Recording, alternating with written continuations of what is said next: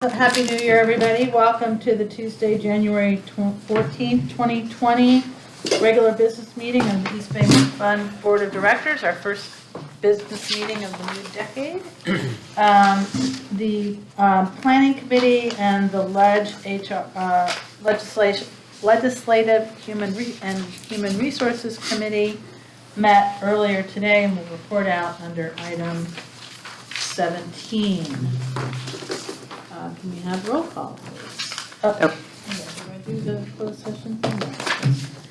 It's amazing what you forget in 3 weeks. Okay. Ready?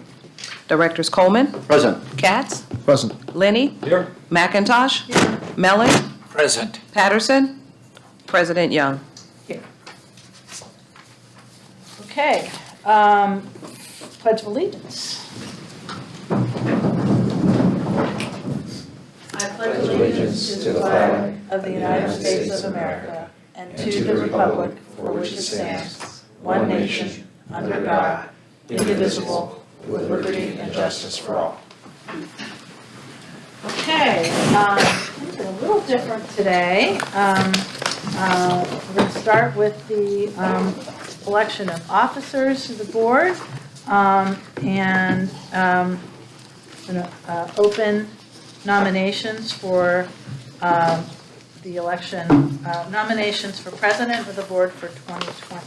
I'd like to move, if it could, concurrent with the president and vice president, but if we have to do it separately, I'll then move Marguerite Young for president. Second. Does it need to be separate? We can do it combined. Can we combine? That's fine. And if it's combined, then Doug Lenny for vice president. Likewise, second. Okay, so we have, are there any other nominations? Hold on.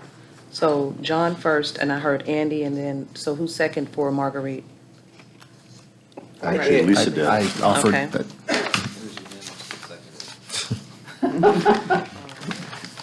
First. Andy. Okay, so we need to call for, Move that the nominations be closed. move that nominations be closed. Nominate Frank for.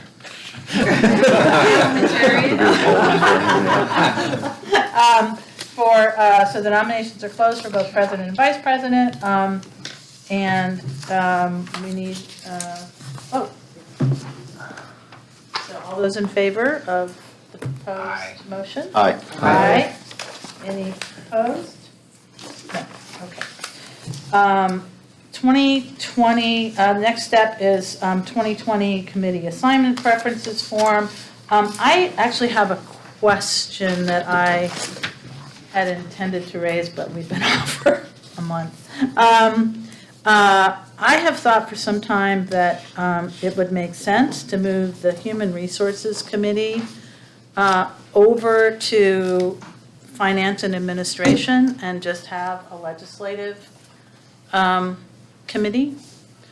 And I don't know whether it's my prerogative to determine that or whether that requires Action.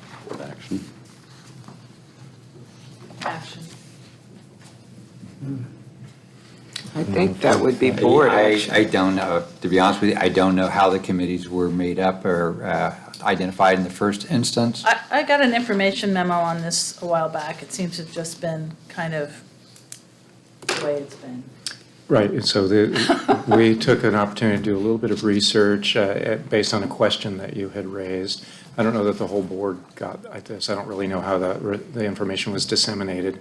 But going back at least to the 80s, we have had the current structure, which is a legislative and Human Resources Committee and a Financial and Administrative Issues Committee. And so we shared that and then took no action because we didn't understand that anything was desired. But it seems like we would have to queue it up as an action for the board to consider with information on pros and cons rather than potentially just do this. So can we agendize it for our next meeting, and I will ask board members to state their preferences on committee assignments, which are mine to make, solely mine to make, with both options.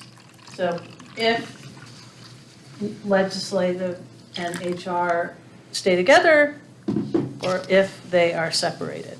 Does that make sense? So at They A, don't B. complete the form we have at our No, desk. complete the form, but, Okay. state, put down your things, but then say, if, put a little note. If Ledge and HR are separated, then my preferences are blah, blah, blah. Does that make sense? Okay. And that's, okay? Because then we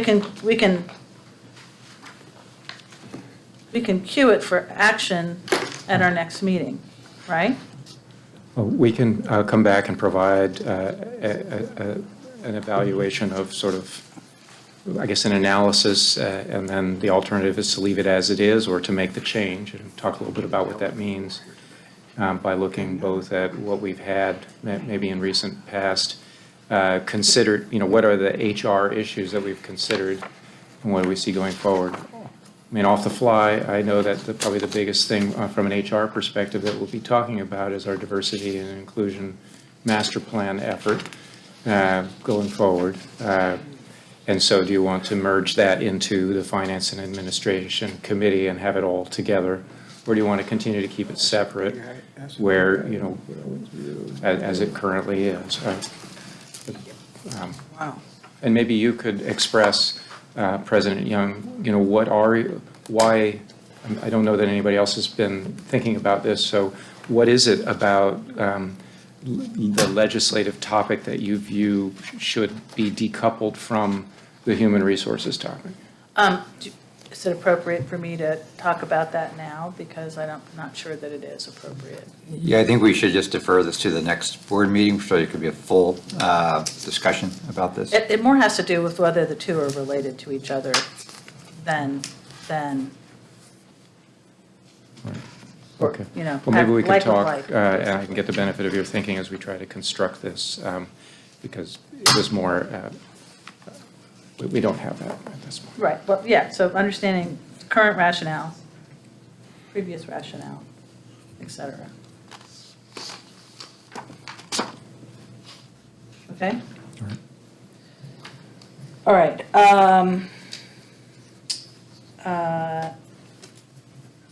So you need to get this form to Secretary Cole by next Tuesday. And next up, we have my 5-year service award, which Director Linney is going to. All right, well, thank you for the honor of being able to present you with your 5-year pin, President Young. Today we celebrate Marguerite Young's 5 years at East Bay MUD. Marguerite was elected to the East Bay MUD Board in 2014 and reappointed in 2018. She currently serves as board president and represents Ward 3, which includes Piedmont, Orinda, Moraga, El Sobrante, and portions of Oakland, Pinole, and Richmond. She is also a member of East Bay MUD's retirement board. President Young has been active in water quality and water policy issues throughout her career, from serving as co-chair of the CalFed Bay Delta Program's Water Quality Committee and on the board of Clean Water Action, to co-founding the League of Conservation Voters East Bay. I might add here, I've known Marguerite for over 35 years. We've worked together on environmental and public service projects for a long time, so it's particularly, I know the history and work that she's done, and we're very fortunate to have her service here. During her 5 years at East Bay MUD, President Young has made important and lasting contributions to the district and the broader community. President Young is a strong advocate for environmental protection. We all know that she's an active and accomplished kayaker. Her passion for protecting our waterways extend to championing efforts to secure the wild and scenic designation for the McCollum River, which will help protect this cornerstone watershed for generations. Infrastructure investment is a core focus of President Young's service. She has championed projects like the Orinda Water Treatment Plant upgrades, the West Side Pumping Plant Replacement, and the Pipeline Rebuild Program.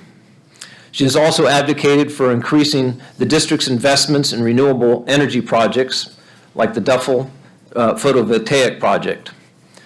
At the same time, President Young never loses sight of the impacts of our work on our communities. She has worked hard to ensure that we minimize the impacts of our infrastructure and construction work.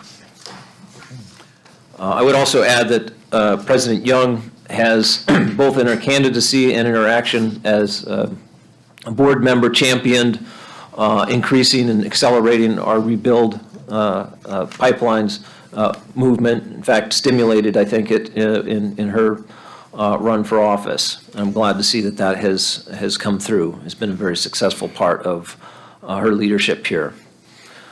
We continue to improve how we provide vital service to the community due to her leadership, vision, and energy in an area of rapid change and increasing complexity. I would like to also personally thank you for your work, Marguerite. From, again, a very personal standpoint, I appreciate you being on the board for your vision and for your life to devotion to serving the public by advocating for clean water, environmental stewardship, and fiscal responsibility. In recognition of your 5-year anniversary, please accept this pin, the 5-year pin. Thank you for your service to the board and the organization for the diverse community we serve. Thank you, Doug. Thank you, everybody.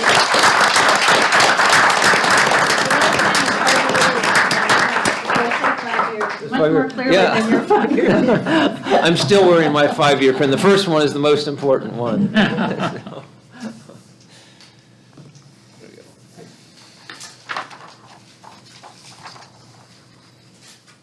All right. Thank you, everybody. I have thoroughly enjoyed my first 5 years on the board and look forward to the coming years and opportunities and challenges that we have before us, and have enjoyed immensely getting to know and work with all of you and our staff. So I will leave it at that. We have no announcements from closed session. We do have one person for public comment, Yvette Rivera. And if there's anyone else, please fill out a blue card and get ready to come forward.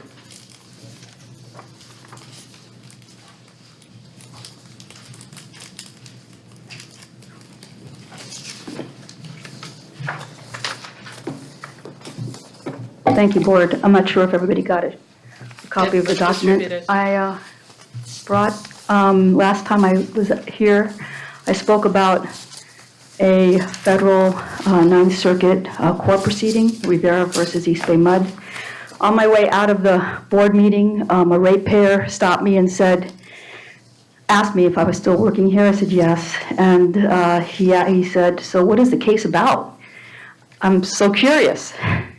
So I'm here to put it on the public record that the YouTube clip of the Ninth Circuit proceeding is about discrimination, retaliation, and violations of the Equal Pay Act. I actually brought a snippet of a recording of that proceeding, and it's a public record, and I'm going to play it right now for the remaining time that I have left. Oh, just to tell you, the speakers are Carrie Ann Steele from Ask Me 444, and Federal Justices Fletcher and Pregerson, Federal Ninth Circuit Court, the Honorable Judges. Discrimination or retaliation could be stated against AFSCME Local 444. It was not in a position to be able to change Ms. Rivera's status. That is something that is done through a reclassification request through the Human Resources Office.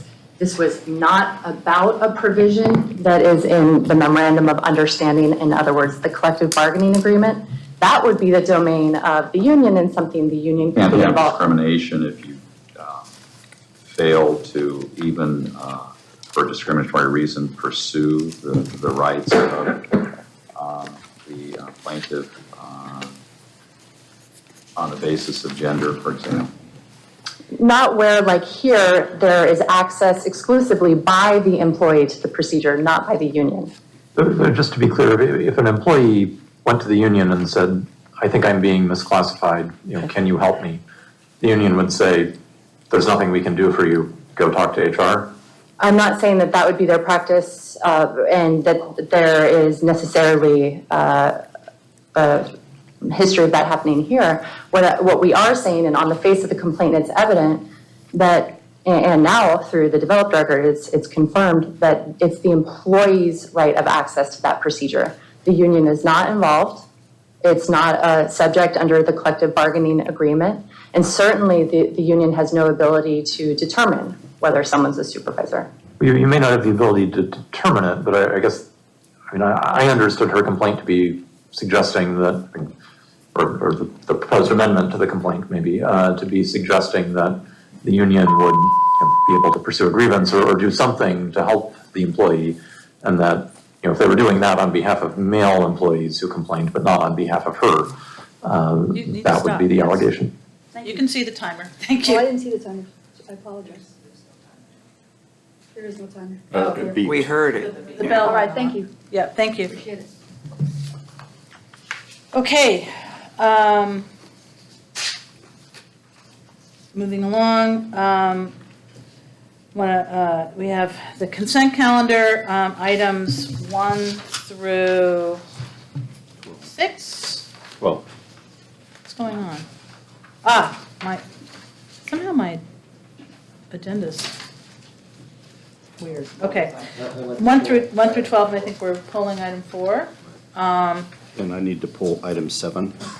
Okay, pulling items 4 and 7.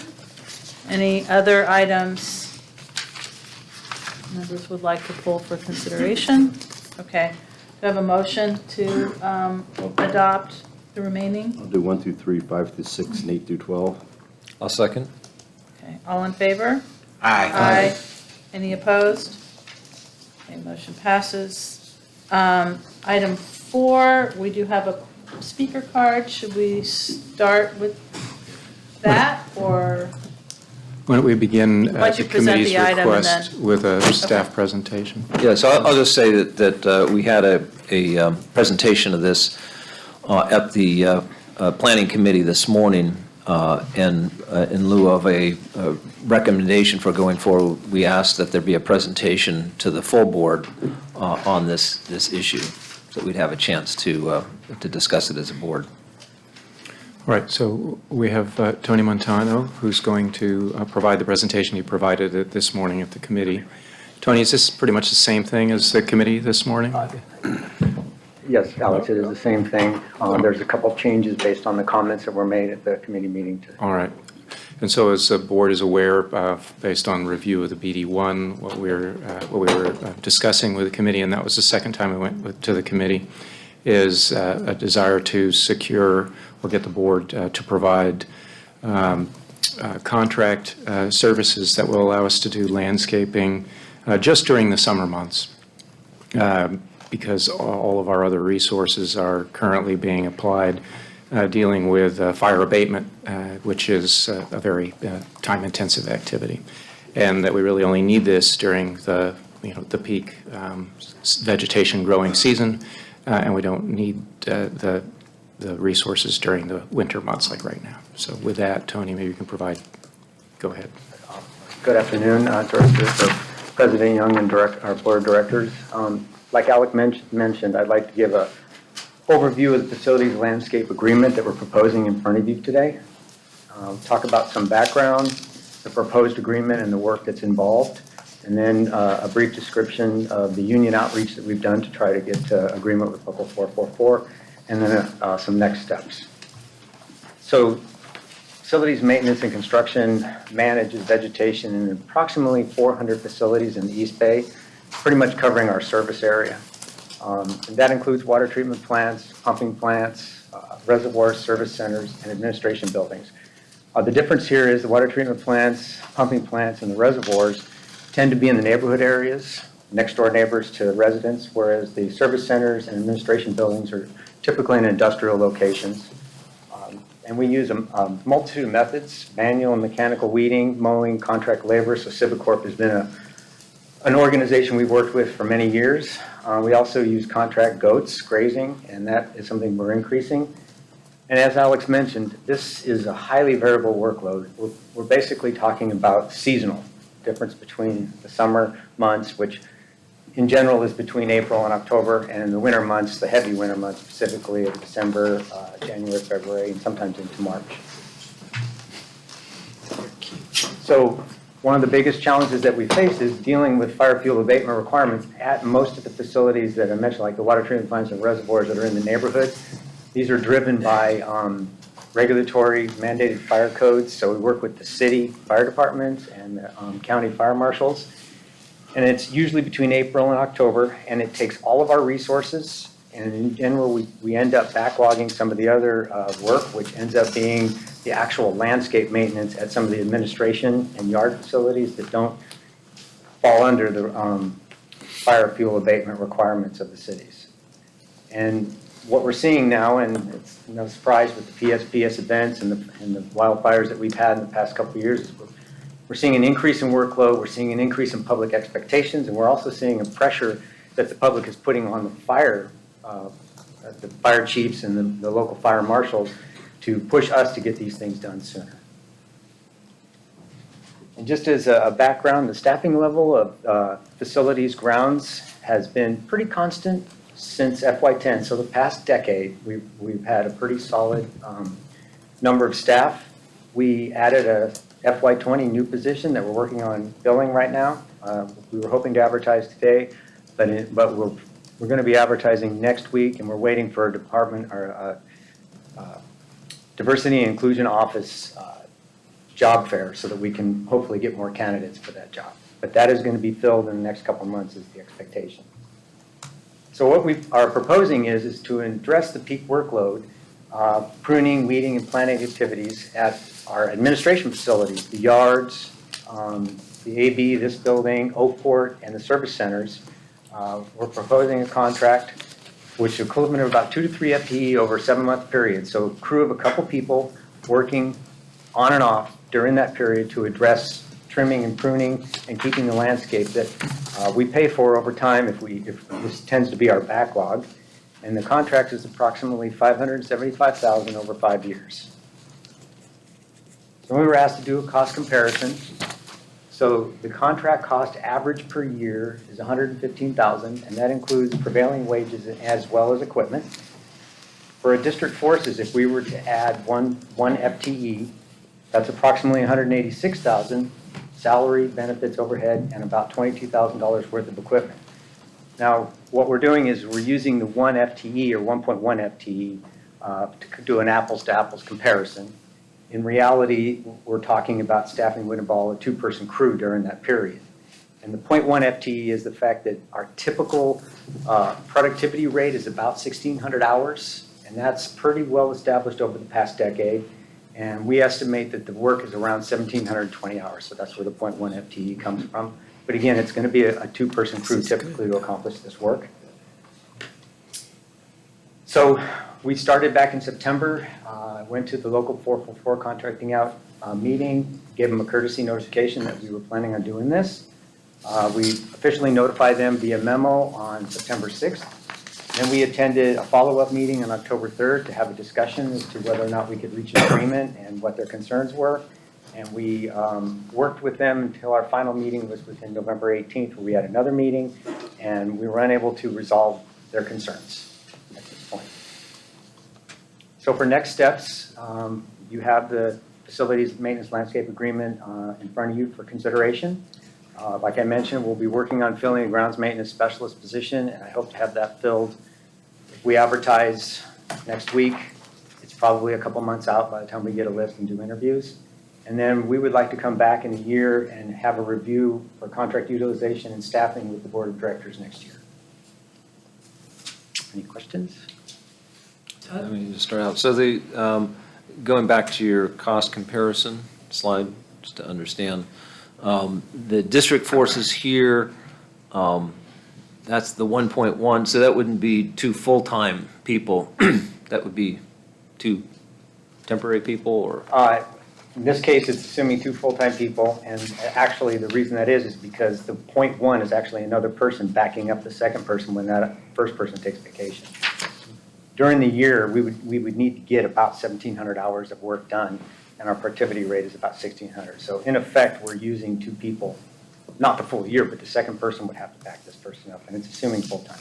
But may I just add for clarification that the district forces line item is considering hiring 1 or 1.1 FTE, but you would have them for 12 months. Correct. As compared to the contract, which provides us 2 FTE for the period between April and October when we do landscaping work, so just for comparison, because I'm not sure that it came across. So you'd have 1 or 1.1 for 12 months, because you'd be hiring someone effectively, 1 staff person, as compared to a contract where you would have 2 people working for roughly half that time. Just so get clear on this, because I'm trying to compare a little bit the apples to apples, and something, also that I heard in the committee meeting.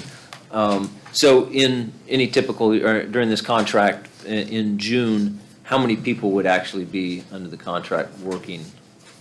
That would be 2 working at that period of time? Correct. We're estimating that, for example, if the contractor needed to do the work at AMC, the 5 facilities down there, there would be a crew of 2 people working, and whatever they expect at the time it needs to get done, it could be a week or a couple of days, but it would be a crew of 2 people. Okay, and during the winter, which is the off-season,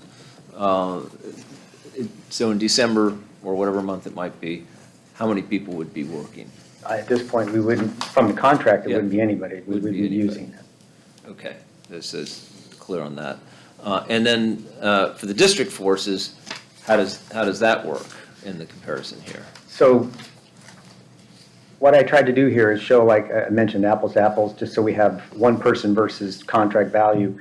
If I had to use district forces to address this contract work, then I'm pulling 2 people off to go do this contract work away from fire fuel abatement. And that's the challenge. Because it would still be a crew of 2 people down there typically doing it. In June? In June. Well, it would be June. We're talking about, this is probably Yeah. going to happen every couple months, right? Because you're pruning and trimming and weeding and things like that. Yeah, it would It's just be- aesthetics. Right, and then in December, again, I'm just kind of grabbing 2 months here in the season, but it's for a longer period of time. What would the district forces be doing? So during the winter months, we spend a lot of our time cleaning gutters and dealing with ditches and drainage. We go out and do pre-emergent spraying, so to try to get ahead of the weeds so they don't grow on us. So there's cleanup work related to storm damage and storm issues, monitoring and managing trees that fall down and dealing with trimming. So that's the kind of winter work that goes on. Okay. What about at the facilities? In terms of winter work at the facilities? Yeah, 'cause that's what this That's contract correct. works. In most cases at the facilities, we're talking about shrubs and trees and things like that, and they generally aren't growing, they generally are growing pretty radically during the spring and summer months, and that's really when the trimming needs to be taken care of, especially for security, so you can assess the situation, or getting things out of control where you start creating health issues with the plants and shrubs. So it's mostly going to be done during the wintertime. During the summertime. Spring as well. It's like the trees out in front of this building right now. The leaves are down. We're not really doing anything with them. They're dormant. They're waiting until they start to grow and spring leaves in the March, April. All right, I'd be interested to hear from our speaker, maybe have some other questions. But Unless there's other yeah. questions from the board. Eric? Thank you. Thank you.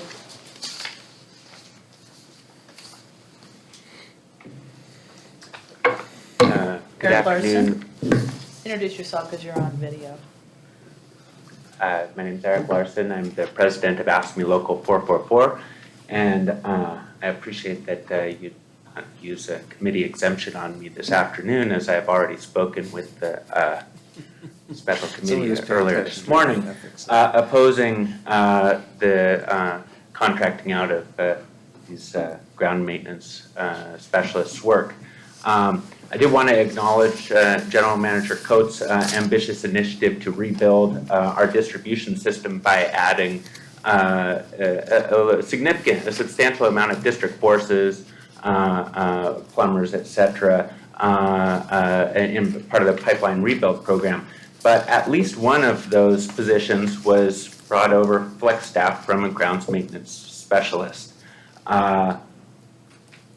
The grounds maintenance specialists are needed, and they're ever more needed as we're facing these very high fire risks, and those fire risks aren't going away. That work, we believe, will continue to accumulate. We believe that there's work, my grounds maintenance specialists believe that there's ample work year-round for them to stay quite busy. But that said, I did also want to acknowledge management, especially Tony Montano, because they have come to us at the contracting out committees numerous times to inform us and try to come to some sort of mitigated resolution, including offering annual updates on the contract spending. And they have committed to filling that one funded vacant grounds maintenance position. Nonetheless, we think that adding more grounds maintenance specialists is the right path for the district to go. We don't believe that contracting out this regular and routine work is in the interest of the district, and we don't believe it's correct under the MUD Act, which requires that the board of directors hire sufficient staff for the ongoing operation and maintenance of our system, regardless of what cost comparisons we can put up on the board to say, well, it'd be cheaper to contract out. I remind the board that our contractors don't pay into our retirement system, and continuing to hire regular district forces as well as benefiting the district. The grounds maintenance specialist position is a really good entry position for people to get their foot in the door in the district. We've seen many people move from that position up to ranger naturalist, et cetera. And so we encourage the district to use the GM authority to fund additional positions. You'll be considering a resolution later this afternoon. So to say that you can't add a position without it being budgeted is not exactly correct, although it's prudent. Thank you. Thank you. Thank you, Mr. Larson. I have a question from the committee. Was there, I know you asked for a presentation today. Was there a decision rendered at the committee? So might I add that the committee had a little bit of a conversation about, potential approaches that could, where we could gather information as we go along. And so one approach, which I don't, maybe it was on the last slide, is essentially that we can come back and, we can gather information on the efficacy of this contracting approach and then come back and share that, keeping the union informed and the committee informed, so that you can have an understanding of what we're learning during the course of this summer. And as we all know, PSPS is an evolving thing, and if that went away, that might free up some resources. Right. Andy, Lisa. My general perspective on this contract is that it should be limited to work that is either emergency and unexpected or seasonal with no opportunity to spill over into year-round work. If we have available year-round work within the same kind of job classifications, then that would seem to me like it's contracting out in excess of the MUD Act. But I'm unclear on from the speaker from Local 444 or our staff presentation how those principles apply to this contract and the underlying work.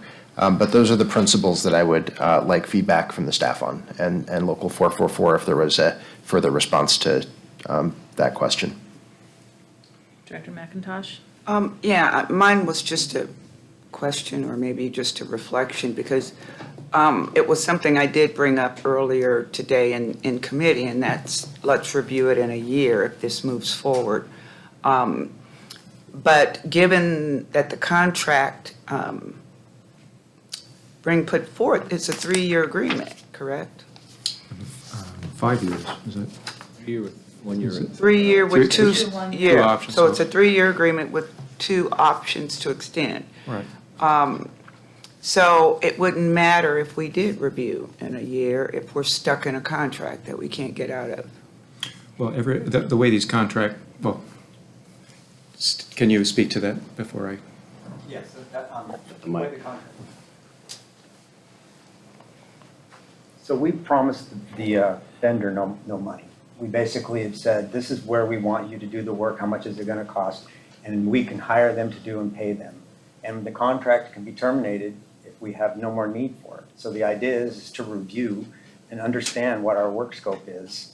And it is a seasonal contract, not emergency. This is intended while we're dealing with the weed abatement, which is sort of the more higher priority work, to also address our other facilities and not let them go away, because the district has an obligation to be a good neighbor, which includes aesthetics and dealing with our landscaping at even some of these other locations. So you mean if this goes forward, and we review it in 1 year's time, and we're not satisfied, we could terminate the contract right then and there? There's language in the contract to do just that. And there's no financial obligation to us? No penalty, no. And from your response to Director McIntosh, if It I'm does- hearing I know. correctly, is that you're also not obligated to hire them at all. I mean, you could say it's job by job. Basically, you have a contract that says we're going to call you from time to time when we have a job that needs to be done at AMC or this place or that place. Is that what I'm? We have a schedule for them to do particular work Okay. at these locations.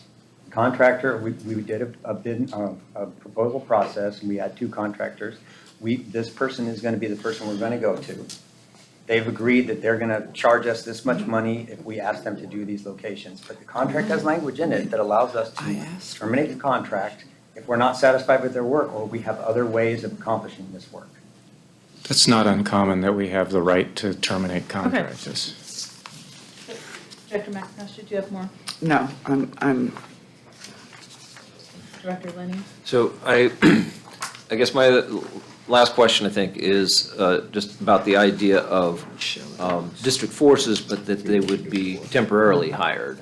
In other words, they would be hired for the 6-month period or whatever it is for the peak periods of doing this work, but they would still be district employees rather than, they wouldn't be full-time employees, but they'd be part-time temporary employees, whatever the right terminology is. Was that factored into consideration as an option, or? It was. So in order for this to work, you would have to assume that you're going to hire temporary people for that period. 6 months temporary would be the maximum. So you would have to go through a recruiting process, build a list, bring these people on, train them to do the work, and then after that was completed, next year, repeat the same thing with no guarantee that you were going to get the same people who spent staff time training. And we considered that to be a little bit of a drain on staff during the time that this would have to occur to staff up temporary people. So I knew we chose to go with a contracting situation. I have a question related to that, Tony. So let's say you have 2 people in 2020 and a position is created in that area. Are they going to have a natural leg up to apply to become a full-time employee at EBMUD by virtue of the work they've done and understanding the process and how we operate? Certainly that would be a possibility. I have a question that comes up out of Eric's comments that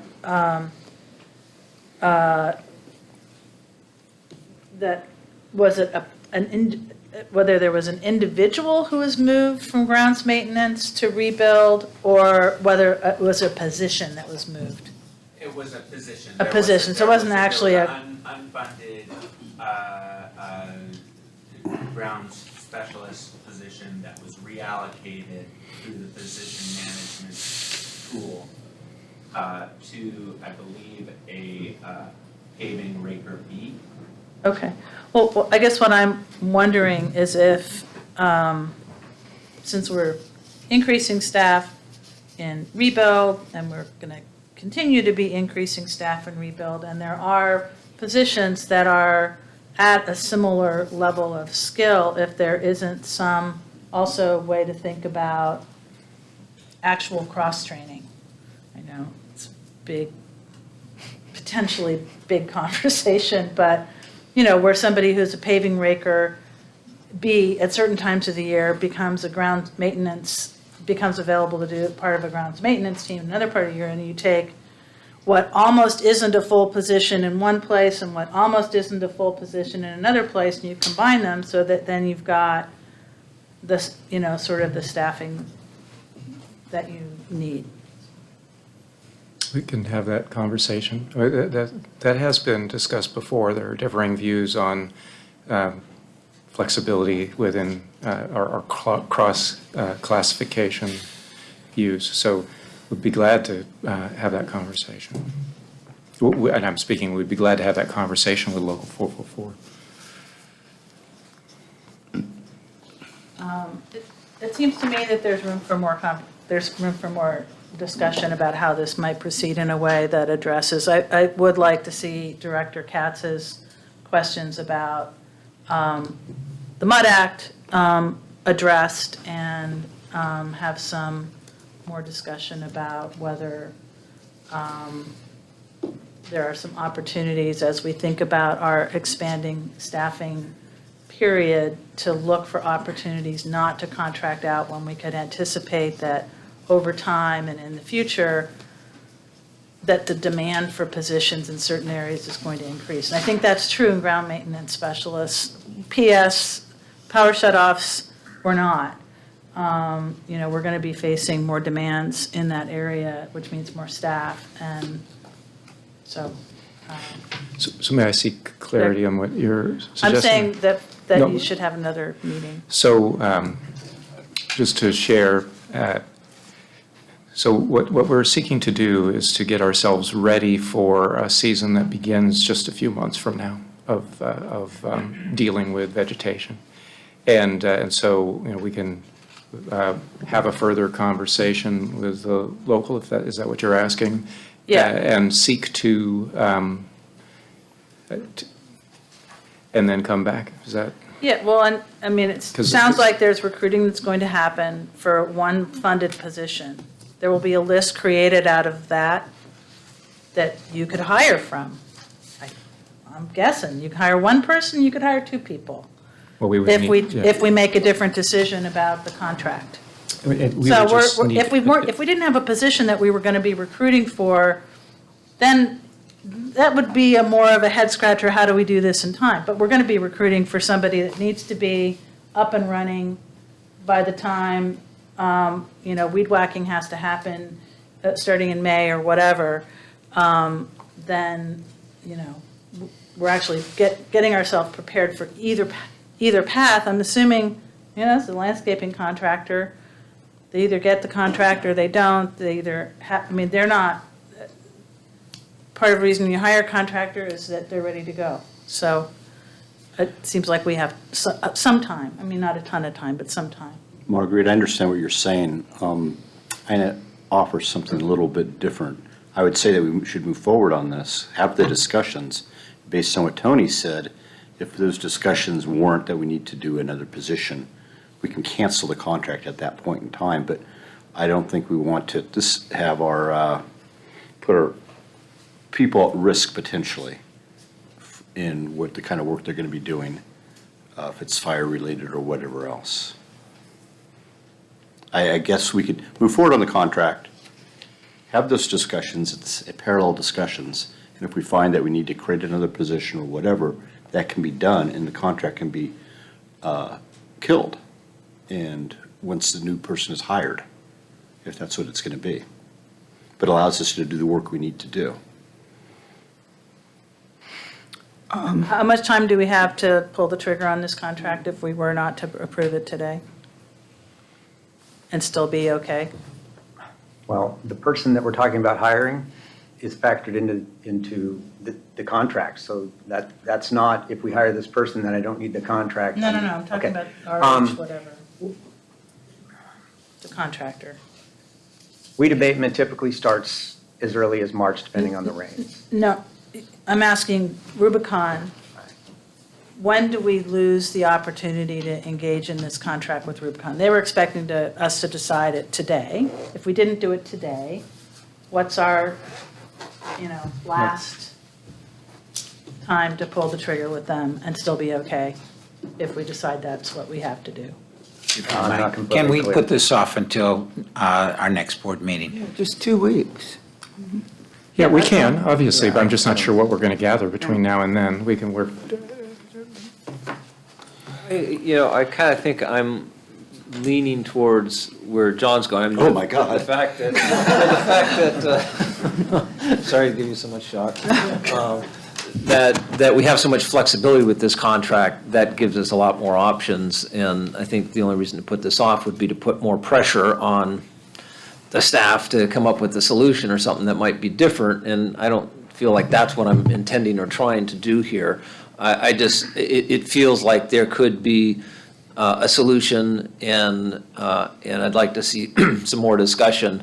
I was worried, certainly when I saw that it was a 3-year contract, that we're obligating ourselves for the next 3 years to deal with this. But if we're kind of as needed basis on that, and we take a look at, again, as Margarita said, there is, and as Eric had said this morning, there has been some cuts in the staff, in the landscape maintenance staff during the last, what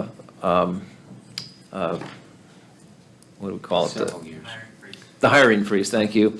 And so, maybe there's just a little more discussion that we can have about how we want to do this going forward, especially with all the new concerns about not just grounds maintenance at our facilities, but also the larger picture of this. If I can, I'd like to make a motion with the clear understanding that we have the parallel talks with 444 and HR, quite frankly, looking at the staffing options, with a clear understanding if we need to go with another person in that area and it's budgeted, approved in the budget, come May or June, in June, I guess, at that point, once that person is hired, if that's the direction we go, the contract then with Rubicon is canceled. I'll second that motion. I'd like to make a substitute motion. That we defer the decision on this for 2 weeks and then follow John's recommendation. Or that we vote on this in 2 weeks, not today. I think it's weird to tell a contractor, well, yeah, we've approved your contract, but actually, we might cancel it like day after tomorrow. And I don't know if they're in the room now. Well, I mean, the fact is if the contract were to be canceled, we're probably talking sometime in fall as it is, because just to go through the budget process and then the hiring and the list and everything else, it's going to take many, many months to do it. Not necessarily, no, there's a way to do it without. Just given the pending motion, I'll second it so that we can continue We to have to vote on the deliberate. substitute. Right, so you're seconding my. I'm seconding your motion. I do have a favor towards eventually approving the entering into the contract, but I think we have a lot of questions about the extent that the district would actually expend the contract, because our first priority should be district forces. Can I answer? Try to answer President Young's question? Just so we started negotiations with Rubicon in August. That's been a significant amount of time. Typically, people's quotes aren't very good for more than 30 to 60 days. So, and it's a pretty robust economy out there. So I don't know how long they're going to hang on. That's what I was trying to ask you No, before. I understand, and I'm sorry that as I was thinking, I wanted to show the timeline. It's been quite a while. So might I add an approach that might be helpful for everyone? So we, we go through this, this fire season utilizing the contract. We gather data. It's timely. It will fit into the fiscal year 22-23 budget process. And before we proceed with a second year, the board will have an opportunity to understand this, if we were to add a position, how it fits into the context of all the other positions that we would be considering as a part of the 22-23 budget. You'll be engaging in the budget process in about January, and about a year from now, and you'll be looking to make decisions about staffing and the budget by the May-June timeframe of 2021. And so we would have a year, we would be gathering data, we have the ability to terminate this contract at any time, and then you can decide whether, because we're going to come back and ask for more positions, do you want to hire do you want it all and just hire everything, or do you want to be somewhat, do you want to, you can consider what our recommendation is for staffing. So is this the most important thing, or do you want more plumbers and heavy equipment operators and HR and all the other positions that's going to take to continue to expand our rebuild program? So I suggest we promise not to go more than 1 year without the contract without having a detailed conversation with you. I'm comfortable with that approach. Okay. I appreciate that we've been in conversation with them for 4 months. Today is the first time that anybody sitting at this table has been made aware. Actually, I've been made aware, sorry. Yeah, I think General Manager, I don't know if we've known about it, but this is the first time we're being asked to make a decision.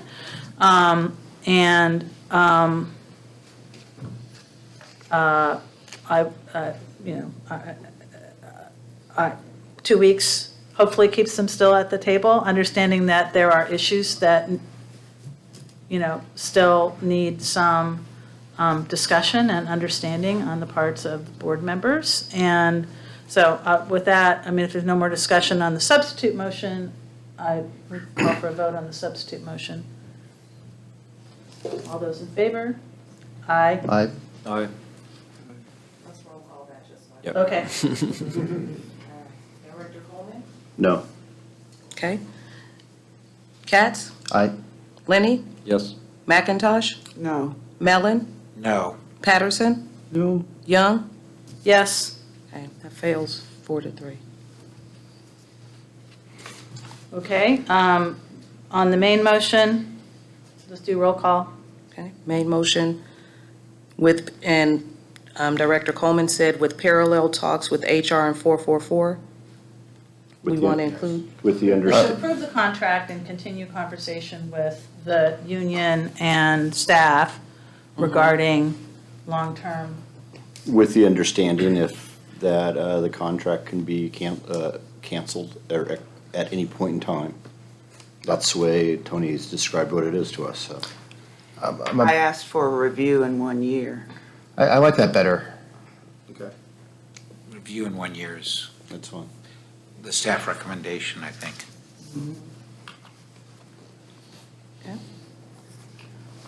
I would be willing to vote for the motion if there was an addition made that indicated sometime certain in this period, coming up, not a year from now, but that commits the union and staff to working through some of these issues in the near term, not, See if you it's know, possible a year still from to do now. something. Okay. So you're, maybe when the, let's say November, the contract would be over anyways? Correct? Correct, that we would be done with the fire season, and our staff would And be have able to. have it. But there's still flexibility, though, to bring them on or not for certain elements, right? Yes. It's not, we intend to use it for this, but there's not language that Okay. specifically prohibits. Oh, I'd like to see the discussions of alternatives proceeding apace, not post. I think that's what John said. That's what my motion was initially. I like the initial. So November. Yeah, I mean, have staff report back in November, the consequences of the discussions with HR and 444, and by that point, the fire season is over, and we'll have a better evaluation of what the contract was and time and scope. Okay. All right, right. Ready for the roll call? Yep. Directors Coleman, Yes. Katz? Yes. Lenny? Aye. McIntosh? Yes. Mellon? Yes. Patterson? Yes. President Young? Yes. Okay.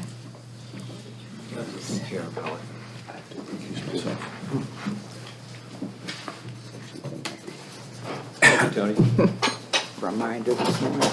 No, it was actually Okay, item, was it 7? 7. Yeah, I might have a potential remote interest due to my employment with the Bay Planning Coalition. Therefore, I'm recusing myself out of abundance of caution, and I'll be leaving the room and come back into the room once any decision is rendered. Should have kept Frank in the room. Oh, well, okay. Still have a quorum. I would move the item. Get out of here. Let's wait till, I would move the item. I'll second. all those in favor? Aye. Okay, motion passes. John, you can come back in. Well, I'm sure he can't hear us, 'cause he...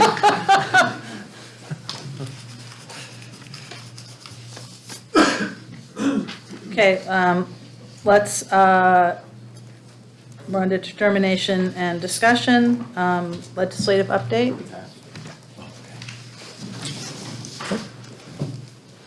So we have the pleasure of having both Marlene and Eric Saperstein here to provide the legislative update. I was going to introduce Eric, but Alex, you just did it. Okay, Eric's going to give the overview of what's happening in DC, and then I'll follow with the initiative. Thank you. It's good to be here. So today's presentation is titled Washington Update, An Electoral Storm on the Horizon. And I entitled it because you have the impeachment that's going to start formally on Thursday, well, actually tomorrow, when the articles of impeachment are formally transmitted through the halls of Congress to the Senate. And then also we have the election cycle, presidential and congressional elections coming forward. So it is sort of a stormy session for those purposes, as well as all the policy issues that we're going to go into. And I would say that on the policy issues, the update I'm going to give you today is designed to sort of dovetail with the legislative priorities for this current session that Marlene will talk in detail after I'm through. So in the interest of time, I'm going to sort of quickly go through a lot of these issues. If I move through too quickly, please just stop me and ask me any questions you have. All right, so the issues. First of all, let me say on impeachment that it's a big deal, obviously. I think we all know the outcome in the Senate, unless something really weird or unknown happens between now and the next 6 weeks.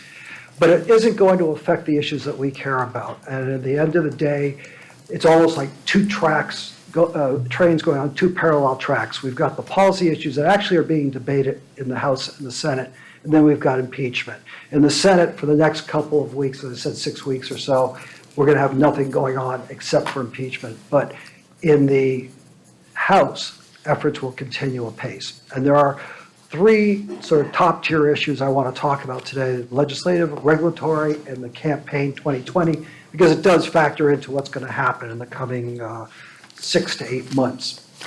So on the legislative issues, we've got a handful of issues that you want to be aware of. First of all, the 2020 budget was approved.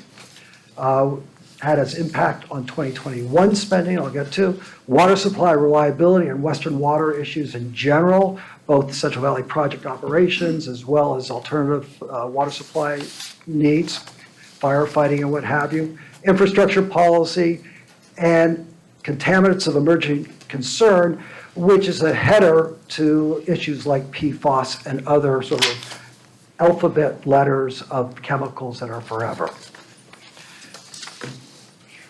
So, federal spending. Key here is, it is full speed ahead thanks to the deficit spending that both parties have sort of bought into at this point.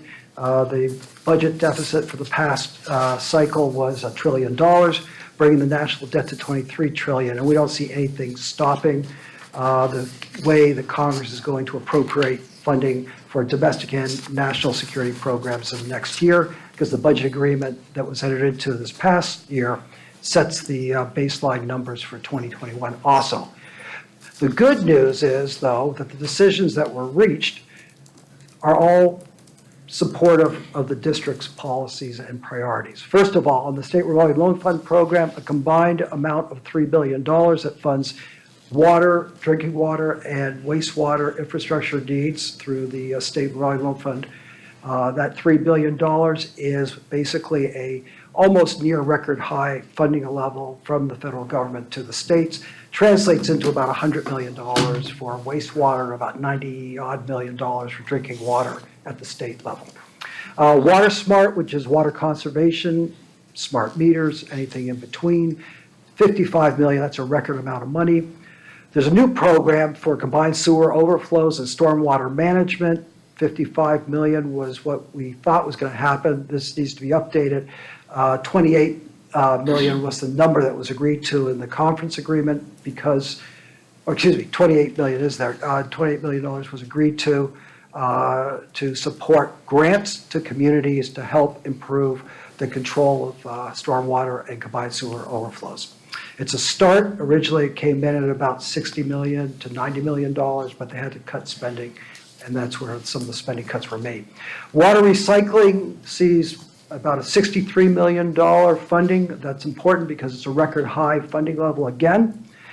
Water storage under the Water Infrastructure Improvements for the Nation Act, which translates into Sites Reservoir and enlarged Los Vaqueros potentially, receives $134 million in this budget agreement.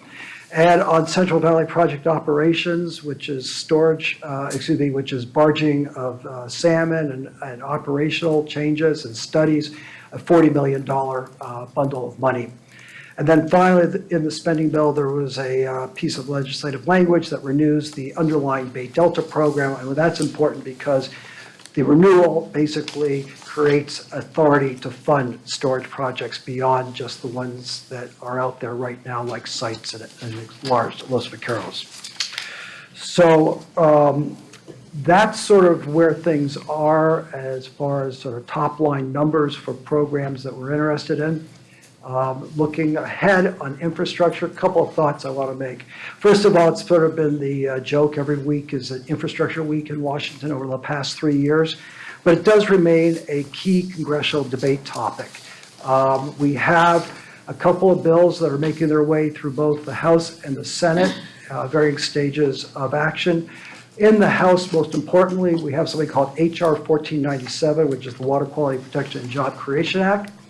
This is a bill to reauthorize the Clean Water Act, SRF program. That's important because this program has never been renewed since it was originally enacted to law in 1982. Provides for $14 billion to support upgrades to wastewater treatment facilities over 5 years. There's a $150 million grant program created for alternative water sources projects, which could include water recycling and any other innovations that may come along. $1 billion combined over 5 years for combined sewer overflow stormwater grants to communities. And then I just want to say green infrastructure, disadvantaged communities assistance, watershed set-asides. The bill provides for funding for all of these programs or directives that the agency promote activities that support green infrastructure, disadvantaged communities, and watershed set-aside activities. So that's all encouraging. And then from a water recycling perspective, there are a couple of bills out there, most notably H.R. 1162, which provides a record authorization of $500 million for water recycling projects in the western United States, and then $100 million for desalinization research as well as project construction activities.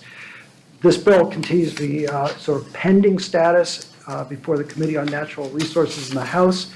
The thing to make note on this bill is that Representative Jared Huffman, who I'll get to his bill in a second, has incorporated many of the provisions in H.R. 1162 in his draft legislation that he just dropped yesterday. Eric, can I ask a question? Yes. I know there's the running joke every week's Infrastructure Week and, big play of the big infrastructure, but has there been, substantial infrastructure bills that have passed? It seems like a lot of times things pass just in the quiet of the night, and you kind of go, Congress isn't doing something. Oh, then you look up and you go, oh, they actually did pass a couple things that were interesting here. Yes, sort of a tentative yes. So what we see, particularly with HR 1497 and then the Water Resources Development Act, which is going to be acted on in the next several months, because this is one of those pieces of legislation that is usually renewed every 2 years. That's been the case for the past 3 cycles. We view that this Water Resources Development Act will be the locomotive, if you will, to pull along other water infrastructure legislation. So we expect that something like 1497 will be debated on the House floor within the next 6 to 8 weeks, go to the Senate, collect a little dust in the Senate. Meanwhile, the Senate will do its Water Resources Development Act bill in parallel with the House, and then they'll come together either in a lame duck session or shortly before the congressional elections occur and put together a comprehensive water bill, public lands bill. That's our guess right now, simply because people want to deal with these issues. And to give me some perspective, so that's really helpful, but to give me some perspective, has something like HR 1497 passed in the last 2-3 years? The answer to that is a definite no. Okay. What has happened over the past 3 or 5 years is piecemeal approaches to making some quick fixes here and there that have impacted, for example, wastewater. There was the integrated plan for permitting, a sort of comprehensive approach to permitting to deal with combined sewer overflows as part of other issues so that you can have a structured strategic plan of implementation. That kind of thing passed. There was funding authorized in the last WRDA bill to do combined sewer overflow, but it's been piecemeal. There has not been a comprehensive approach, quite frankly, since, if memory serves me correctly, 1982 with the Water Quality Act. So, since the Water Quality Act, not since the Clean Water Act was 1972. Yes. Not 82. And so, 87 was the Water Quality Act. Okay. Sorry. Eric, I asked a question I asked of Marlene in the Ledge Committee today, and I'm sure you guys will give the same thing, but the board members should hear it. Infrastructure, as Doug said, everybody talks about it, but in the media last week, I believe it was, the administration said that they were not going to have any climate change related money for infrastructure projects. And that's clearly not going to be where the House is coming from. Who knows where the Senate's going to come from, but do you see they're finding a reconciliation to be able to include some of that? Because that is money that we and many other people could be using too for some of those purposes. Yeah, so I think the answer to that question is, I guess to Director Linney's question too, which is, will there be any kind of comprehensive climate package, at least for this discussion, not this year?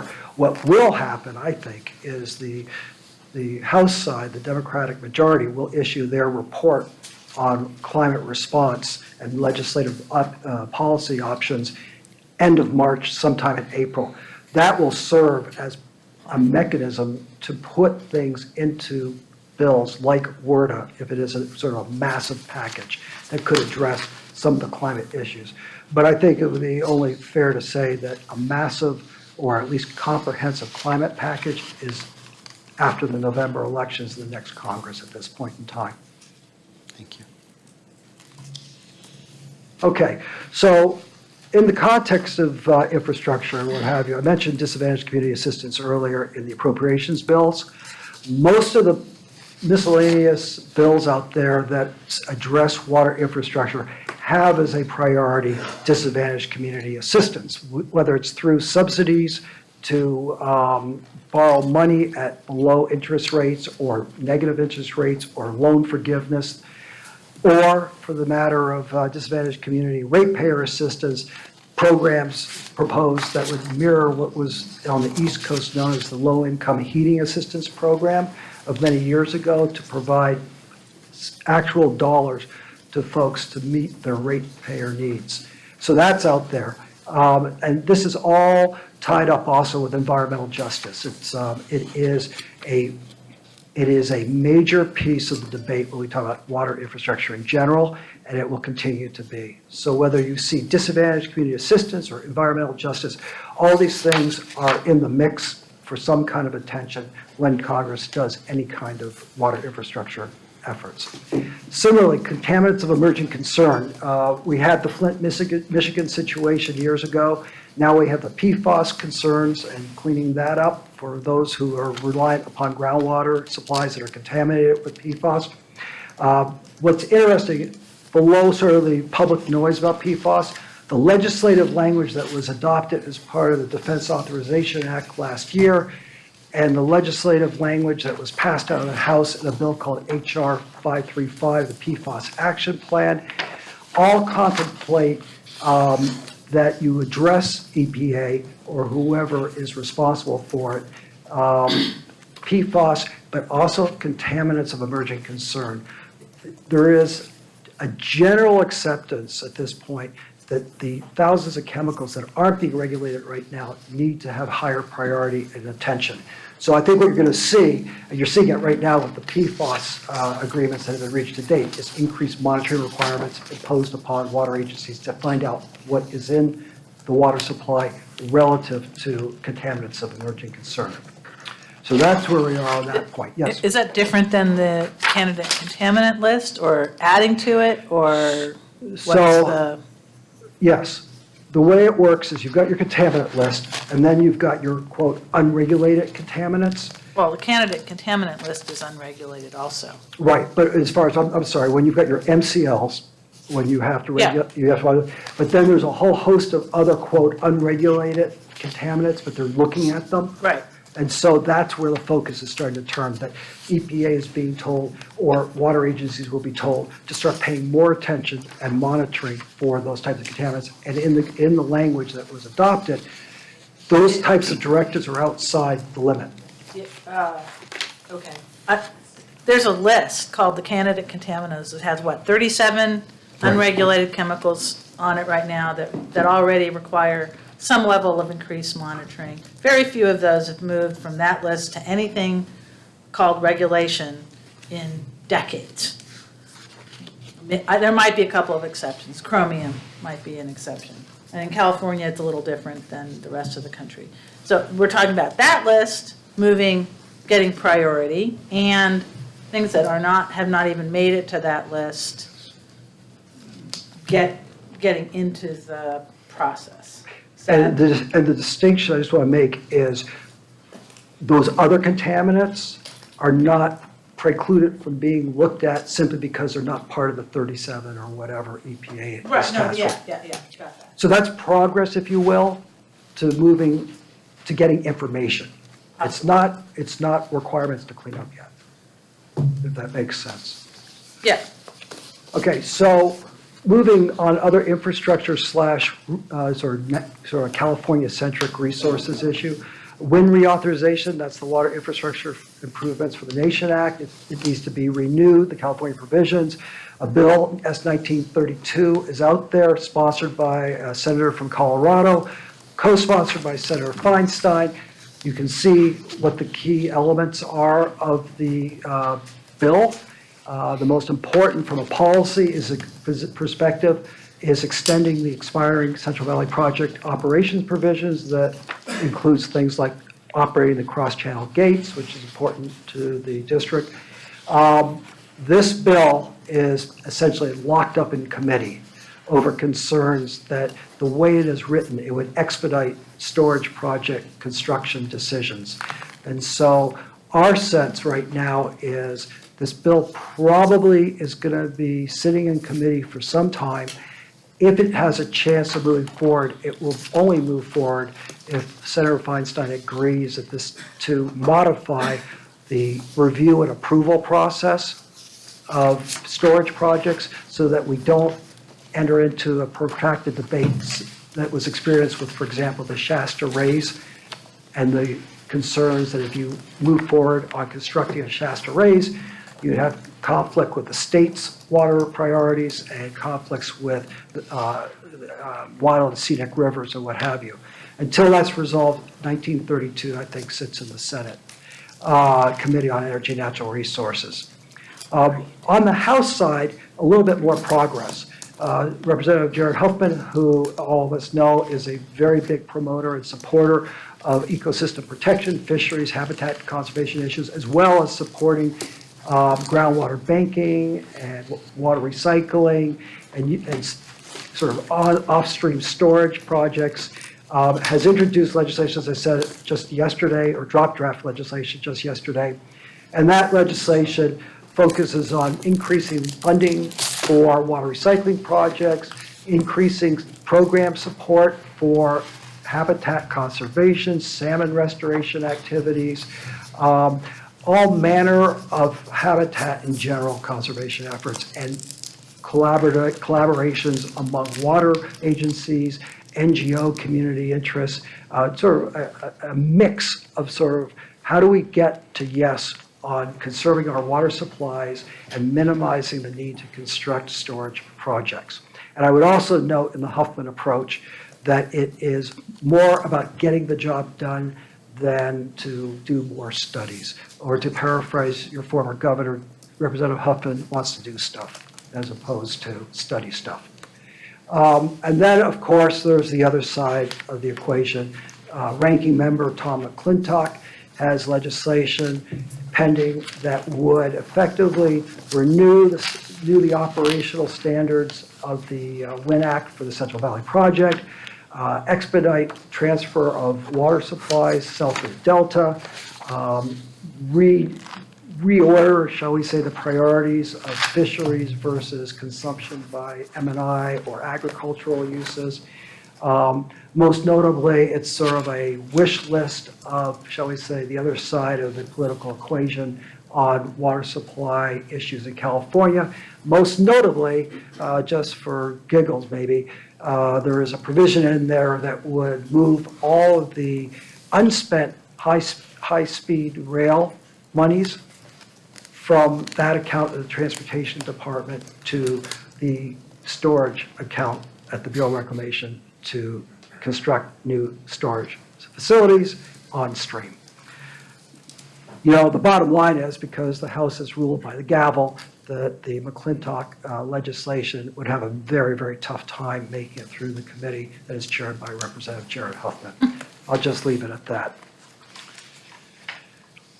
So moving on to California resources issues, I think there are four, shall we say, top line issues that are of import to the district that connect with the legislative priorities and agenda that Marlene will talk about. First of all, it's fisheries, water supply reliability protection. Second, it's wildfires and forestry health. And both of those issues take front and center in the Huffman draft legislation. The energy-water nexus continues to be a big priority for two reasons: the ability to deal with climate change and building resilient projects, as well as dealing with wildfires. And finally, coastal resiliency issues and general seawater, storm surges, sea level rise, and what have you, remain a big issue, and there are pieces of legislation out there that address these issues, and that I believe when you see the House Democratic climate policy papers and options released later this spring, that coastal resiliency will be a big piece of it and will form whatever legislative solutions are brought to the House floor. So, climate change and resilience. Let me just say a few things. One is, it is the policy driver for 2020, if only because it's a politically advantageous argument to make for the upcoming elections. There are numerous bills, I said, are out there. Comment on the Green New Deal that has been a lightning rod for criticism.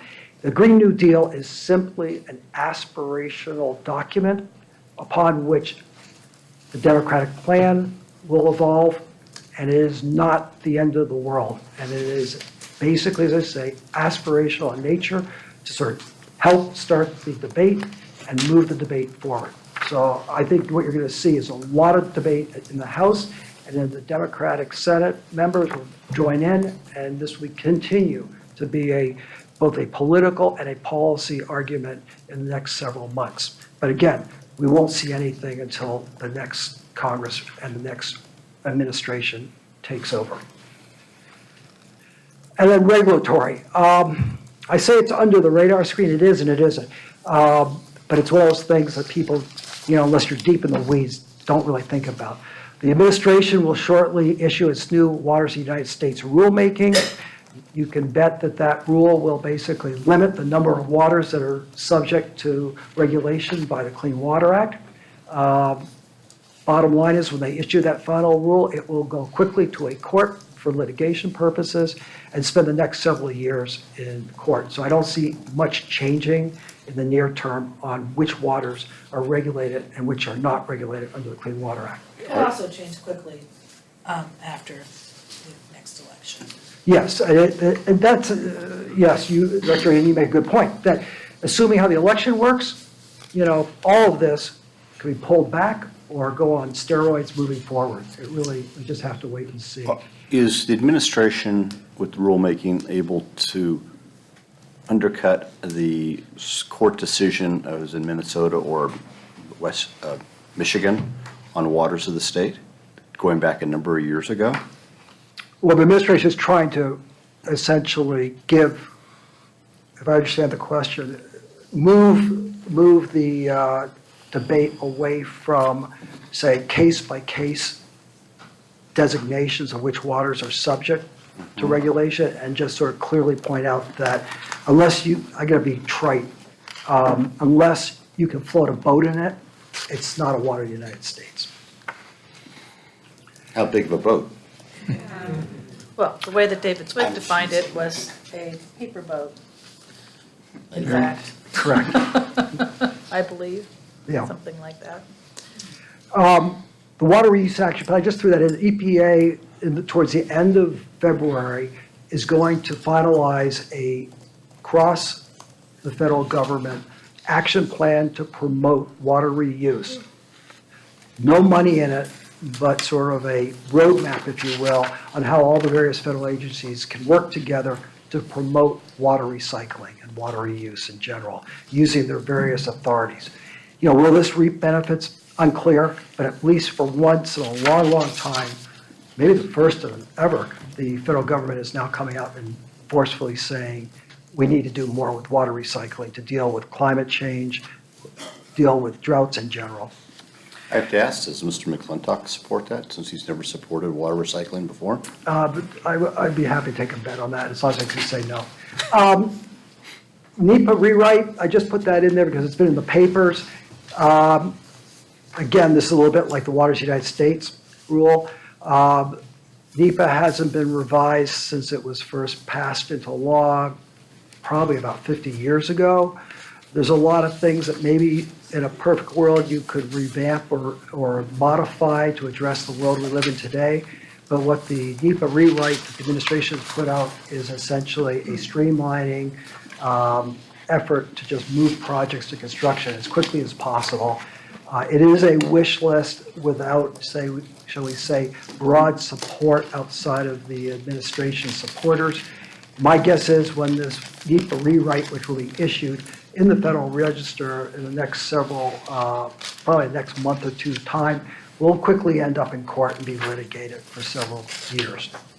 And then I mentioned contaminants of emerging concern. EPA has an action plan underway to deal with PFAS, and so there will be some more action through EPA on how to regulate PFAS, and that will end up imposing new requirements for monitoring and treatment of water supplies if they show up in your drinking water sources.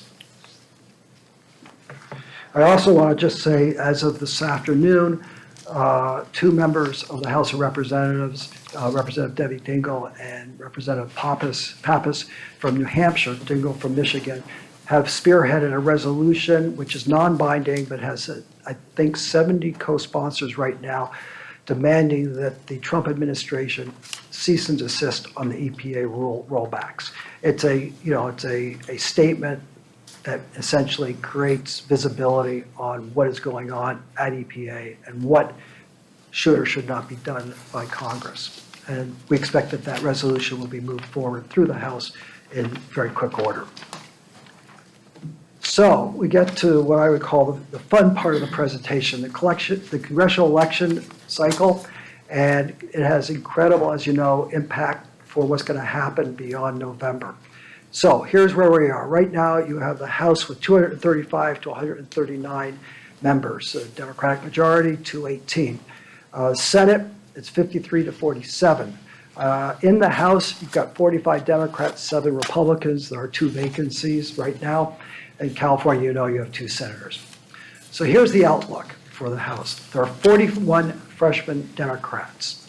There are 20, so they're the ones who are theoretically in the most vulnerable position for reelection. From, say, a California perspective, not one California freshman Democrat has been targeted by the Republican National Committee for defeat. Now, there are groups out there seeking to unseat them, but it tells you how strong a position that the Republican campaign arm thinks that the Republican or the Democratic freshman members are, give or take 1 or 2. 23 and growing Republicans are retiring. The reason that's important, that's 10% of the Republican composition in the House of Representatives. It's a big number.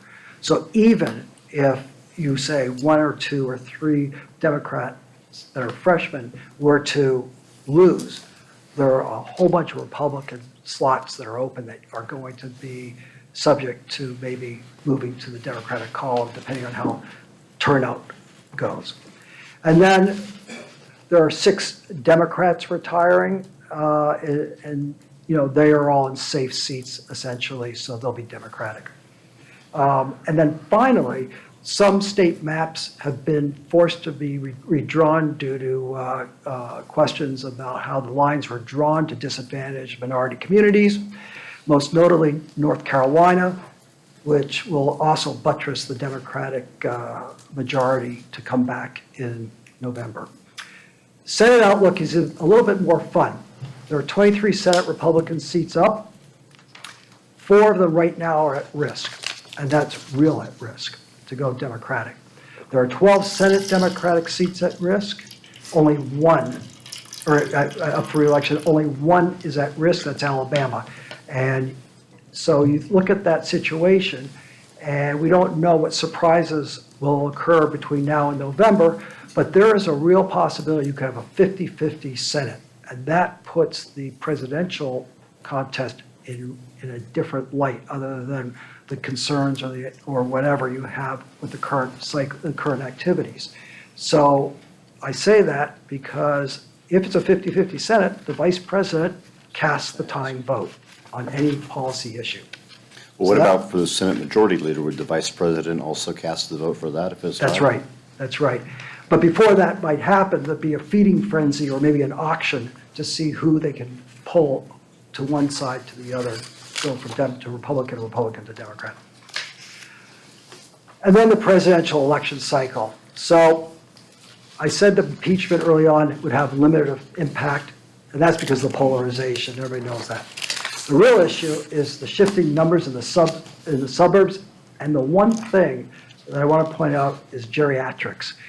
You know, everybody sees the polls and what have you, but almost 8% of Trump's base has died since 16. Wow. I'm sorry, what? 8%? Yeah, it's somewhere between 5 and 8% of Trump's base have died, and nobody's killed them. I mean, it's just age. It's the Prop 8 effect that happened in California Yeah. in the same period of time, basically. At the same time, the number of folks who have become eligible to vote since 16 has grown by about 5%. So when you put those two numbers together and you say, okay, so maybe this is equally distributed through the country, and remember that the president only won by 10 to 70,000 votes in a couple of states, the geriatric metric really makes a big difference as far as what the base numbers look like. So that's something that people don't look at. They all look at favorability or whatever else. or they look at the economy as key. So are But- those the states like Michigan, Pennsylvania, where, I mean, of that geriatric death rate, those were the states which the president won by a very small margin. Is it basically in those states, or is it the sunshine states like California, Arizona, where many older people move to? So I think the answer is you assume that the people who voted that have passed away, generally speaking, are going to be distributed evenly, like a bell curve. But the number of votes, we don't know what the number of votes were in those key states that voted for Trump, that went against history, that usually voted for a Democratic presidential candidate. So we just have to wait and see. But that's just a metric that oftentimes is not spoken about. You know, they use money raised or whatever else. And then the electoral college magic number is 270. And who is the Democrat, and can that Democrat bring in that 270 number? Charlie Cook, who is a respected prognosticator of politics, has Trump starting out with 219 electoral votes, and the Democrat, who we don't know who it is yet, at 232.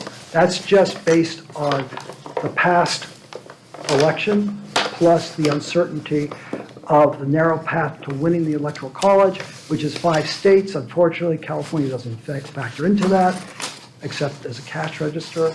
But Arizona, Florida, Michigan, Pennsylvania, Wisconsin. You flip a couple of those states to the Democratic column, and maybe, add sort of an unknown one out there that, may not be considered in play right now. And you can see how the Democrats can take back the White House, irrespective of an economy that is barreling along right now. So anybody who tells you that Donald Trump is a shoo-in to win re-election, or that he's going to be thrown out of office, I just don't buy it. I think it's sort of on a razor's edge right now on who can get to that magic 270 number. And for the Democrats, now that the field is narrowing as far as candidates still in the race, I think it'll become a little clearer of who's going to be the nominee in the next couple of weeks after Iowa and New Hampshire. And the only question for us is if it is a brokered convention, or it gets to that point where it's uncertain, how does Michael Bloomberg play into this whole equation? And we just have to wait and see. So I will end there. I'm happy to answer any questions. Otherwise, it was wonderful to be here and to talk about these issues. I'll turn it over to Marlene. If I can just say something. Eric, I think you and your firm, E&S Resources, does a great job representing our interest in DC, and thank you very much. Well, thank you very much. As Marlene walks up there at Ledge Committee today, we endorsed on a 3-0 vote the 4 initiatives that are before us today. Good afternoon. And while you're getting positioned, for Michael out there, Toglini, I would hope that the initiatives, if they're adopted today, 1 and 3 are transmitted to UMRA board meeting a week from Friday for information, discussion, and perhaps support. Okay, good afternoon. The 2020 federal initiatives are before you in written form, and we have 4 initiatives that reflect what we think the high priority areas for the district are going to be in 2020. And I want to comment on the climate piece in particular. You'll see that we don't have an individual initiative for that right now, and that's for 2 reasons. One is that we see climate being really woven into each of these initiatives potentially as policy portions of these bills. Secondly, we don't see an overall climate approach coming together in Congress this year. So it's one of those where we watch out for it under our other initiatives, but we don't have it as a separate one at this time. So on the 4 initiatives, the first one is one that we've had for several years. This is about water supply reliability. This is about the McCollum Fishery. There are a couple of drivers that are pretty active right now. One is the WIN Act extension that Eric talked about. That has got California water provisions. It's probably the most comprehensive water bill we've seen in recent years, but it's by no means an overall water bill. But on the California water provisions, there are operating provisions for the water going through the Delta. One of those provisions says to have the Bureau do a study to look at keeping those cross-channel gates open as much as possible to push delivery south. For us, that's an issue with regard to the McCollum Fishery. When those gates are open during migration, up or out migration, we can have a straying of the McCollum fish, so we prefer those gates to be closed. And that is one thing that we've been advocating on for some time with Senator Feinstein and with others on the House side. The other driver here is what happens with the federal biological opinion. There were new opinions that came out over the fall, and they're not aligned with East Bay MUD's interests. So we are watching that and working with our delegation on that issue as well. I will say here that the measure that Eric spoke about, sorry, I was going to say Assembly Member, Representative Huffman's measure, that was a blast from the past. We did get the language for that late last week, and we're going to be going through that. It's a discussion draft at this point, but at the right time, we will bring it to you. It looks like there's a lot of favorable provisions in there for the district. Next one is infrastructure, and this is, we're always on the hunt for some way to get federal assistance to promote the idea that there are infrastructure needs for water utilities and help people understand that infrastructure is a big part of delivering water service, delivering wastewater treatment service. The traditional funding mechanisms that are funded as part of the budget, we expect to continue through 2020 and potentially into 2021, depending on what happens with continuing resolutions. There also may be some new forms of assistance looked at, like RIFIA, which is similar to WIFIA, only it's administered through the Bureau of Reclamation. On wildfire, this is initiative number 3. This is one that you've also seen before. This is about going beyond the fire borrowing issue and looking at what types of local assistance Congress is talking about for preparedness, for response.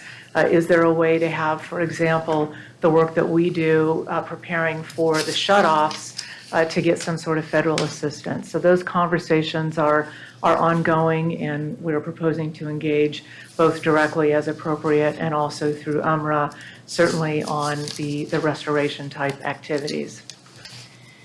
And then the last one is contaminants of emerging concern.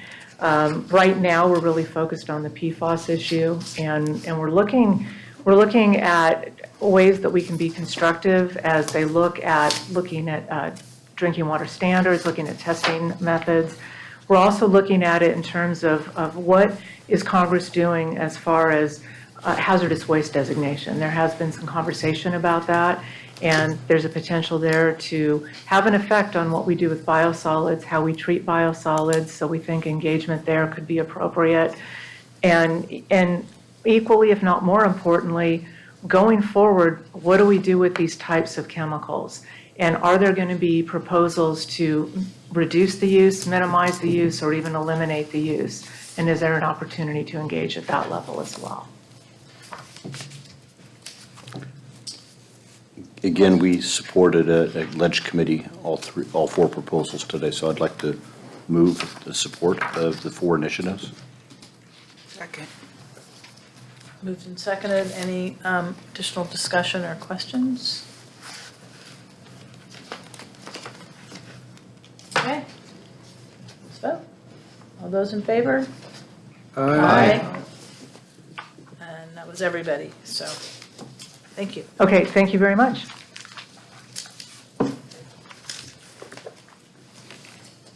Okay.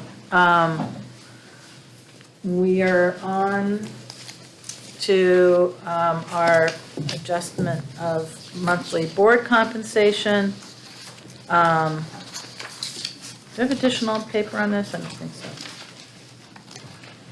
So would you like me to help Yeah, introduce it? yeah. All right, so item 14, so every year at this time, since 2011, when the board made a decision that it wanted to conduct an annual review at this time of year, staff's been bringing forward information that helps you make a decision about whether the board would like to move forward to adjust its compensation. The way it's been done is we typically, the board has typically made this decision, and it aligns with the percent increase that was afforded to staff, the most recent one that was afforded to staff. So staff received a 3.8% adjustment, and so if the board were, and there's a sample motion here, to move on a 3.8% adjustments to its salary, that would be a $50 increase per month from $1,317 to $1,367 a month. Okay. Do I have a motion from a member of the board? I'll move. Second. We both said it at the same time. Lisa got the last one, so we'll give it to Director Patterson on the second. Any discussion? I'll just be voting no and leave it at that. Right. Okay, let's vote. All those in favor, say aye. Aye. Those opposed? Opposed. So we have 1, 2, 3, 4, 5 to 1. 5 in favor, 1 opposed, 1 absent.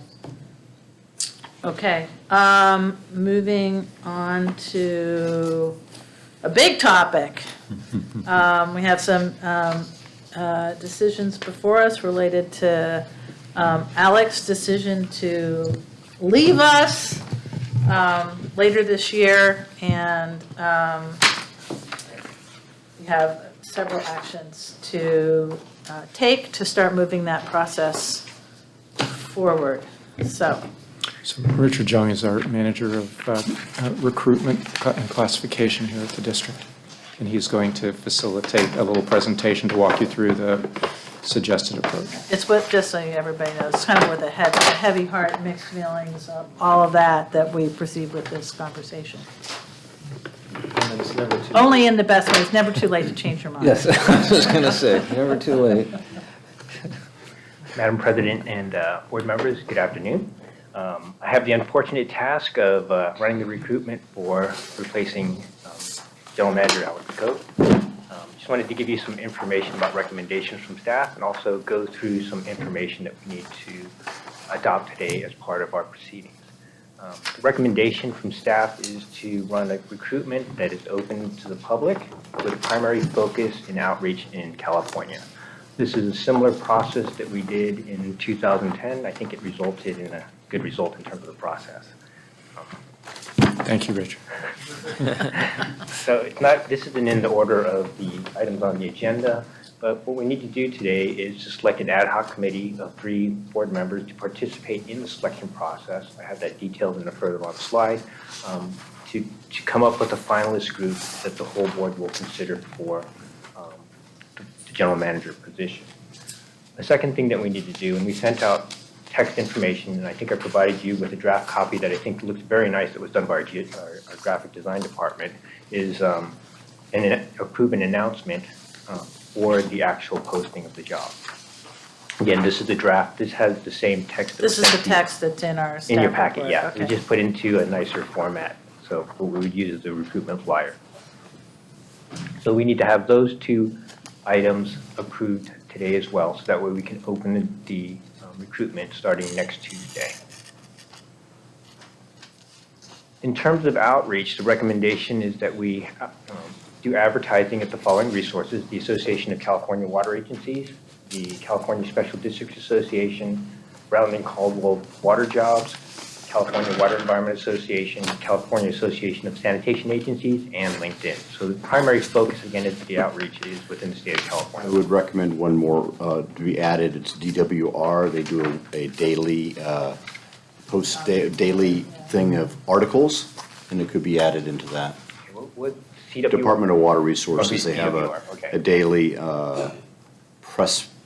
News clips. News clips, yeah. Okay, great. So we'll add that as well. Maybe Maven also. Yeah, maybe. Maven, How do you spell that? Maven. It's a, I guess you'd call it a Sort of a policy blog. of But water it'll, thing. I mean, this will get recorded in Maven for sure. Yeah. Okay. Might as well, shoot them the link to add for the job. Yeah, that'd be good. You could shoot that. And this is very hard to read. This schedule was actually sent out to you, but I wanted to highlight several dates on here. So in terms of the projected calendar, what we're looking at is opening it next Tuesday. That's January 21st. Have the final filing date about 5 weeks later, which is February 21st. The critical date that I need to check with the board and the ad hoc committee on is the March 10th date, which will need to vet who the initial screening of candidates, and then we'll have to check your calendars as well for the ad hoc committee for the weeks of March 30th and April 6th to find availability. The way the process ran 9 years ago was that we had a first screening of candidates where we did 2 days of interviews to screen a large group of candidates down to basically a finalist group that was 3 to 5 candidates. So that would be done through the ad hoc committee. We'll schedule those 2 days, and then when we get down to the finalist candidate, I'd like to point out 2 additional dates that we'll have to check calendars for all the board members, which is April 25th and May 2nd. And those are actually on Saturday. So we did in the last processes that we had the finalist candidate interviews on a Saturday. Took most of the day that day to go through the interviews. I believe we interviewed 5 candidates at that time. And if I do you recall need us to correctly. approve this calendar today, or there's? Well, if we, No, we'll work on that later. So we'll work, this is a tentative schedule, and we'll work within your calendars. to make sure- Marguerite, we could just say that we're not going to even consider this till December. Interfere with a planned bike ride that Alex has. But I do think this implies that we should be holding those 2 dates until we fix one. Yeah. And then with this schedule, we're looking at appointment of Alex's successor at the first board meeting in June. That's good. I think that's all I have unless you have further questions. And did Craig have anything to add? No? No other comments? Yeah, some of these dates are, Yeah, can we go back to the dates? Okay. Thank you. that week is problematic. Which one? The 4/25/52. Okay. I may have to be in, I don't know yet. I may have to be in Chicago for mine. We can adjust that date, so we'll work Job. within your schedule. Well, that's 2 dates, so. Yeah. we'll have Yeah. to- Yeah, both it's one or the dates. other. It's our national every 4-year convention is that week, so I might have to be there. Yeah, and I'm out of the country May 8th through the 25th. So why don't, I suggest that folks add get any long-term calendars that they have to you. Well, you can access mine. Okay. Yeah, we I would have like, everything on there. Risha will, the Secretary's office would be the best recipient for calendar information, so we will work to connect with you to try to firm this up. Okay, And I'll work with Risha on that as well. okay. Other questions? So the selection committee in the past, or the ad hoc committee, has been the president, the vice president, and the immediate past president. If that is, I haven't actually talked to that. Yeah, Are you I'm able? always in these ad hocs, and I decline. I do decline. You do decline. Mhm. Doug, are you going? I'm good for it. Okay.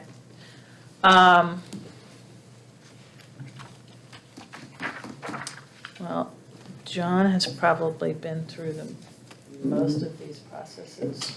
I have, but I'm looking at one of the dates on 5/12. I will be out of the country. Well, that would be for the full panel, or that'd be That's for a the full full board, board. I mean- unless we move the date. It wouldn't be, That wouldn't be for the ad hoc. well, I think all of this is subject to a little bit of. Yeah, we have to, this is just Of tentative. float. I mean, I have a conflict on the 5th, so, you know. It's gonna vary. I think this is gonna be, this is meant to be a Play with it. skeleton that we'll try Yeah. to heal to as much as possible, but I'm sure, If you want me, if the schedule works out, I'd be happy to be part of it. Since Lisa will not do it.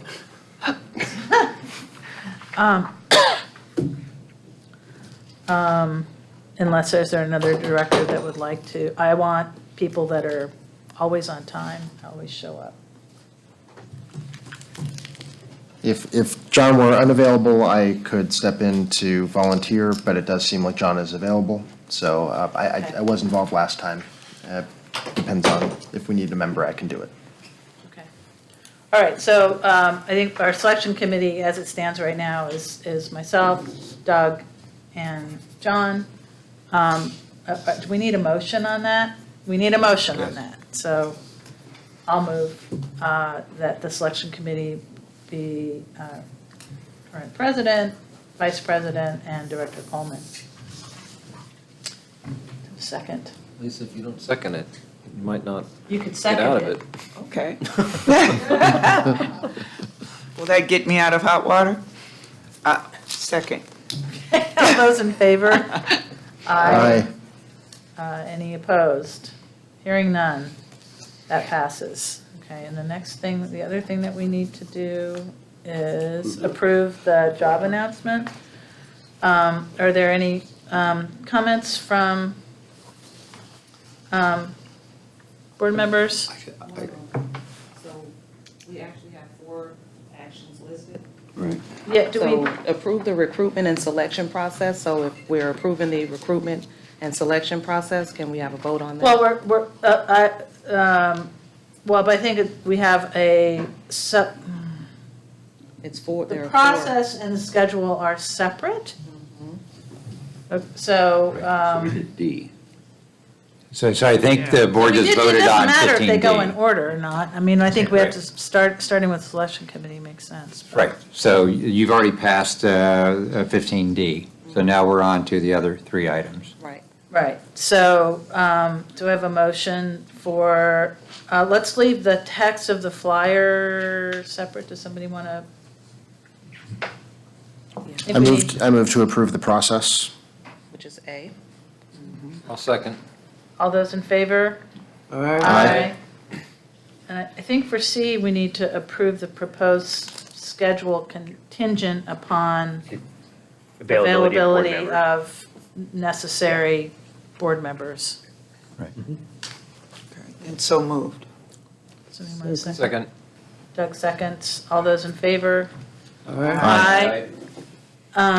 Okay, text for the recruitment flyer. Are there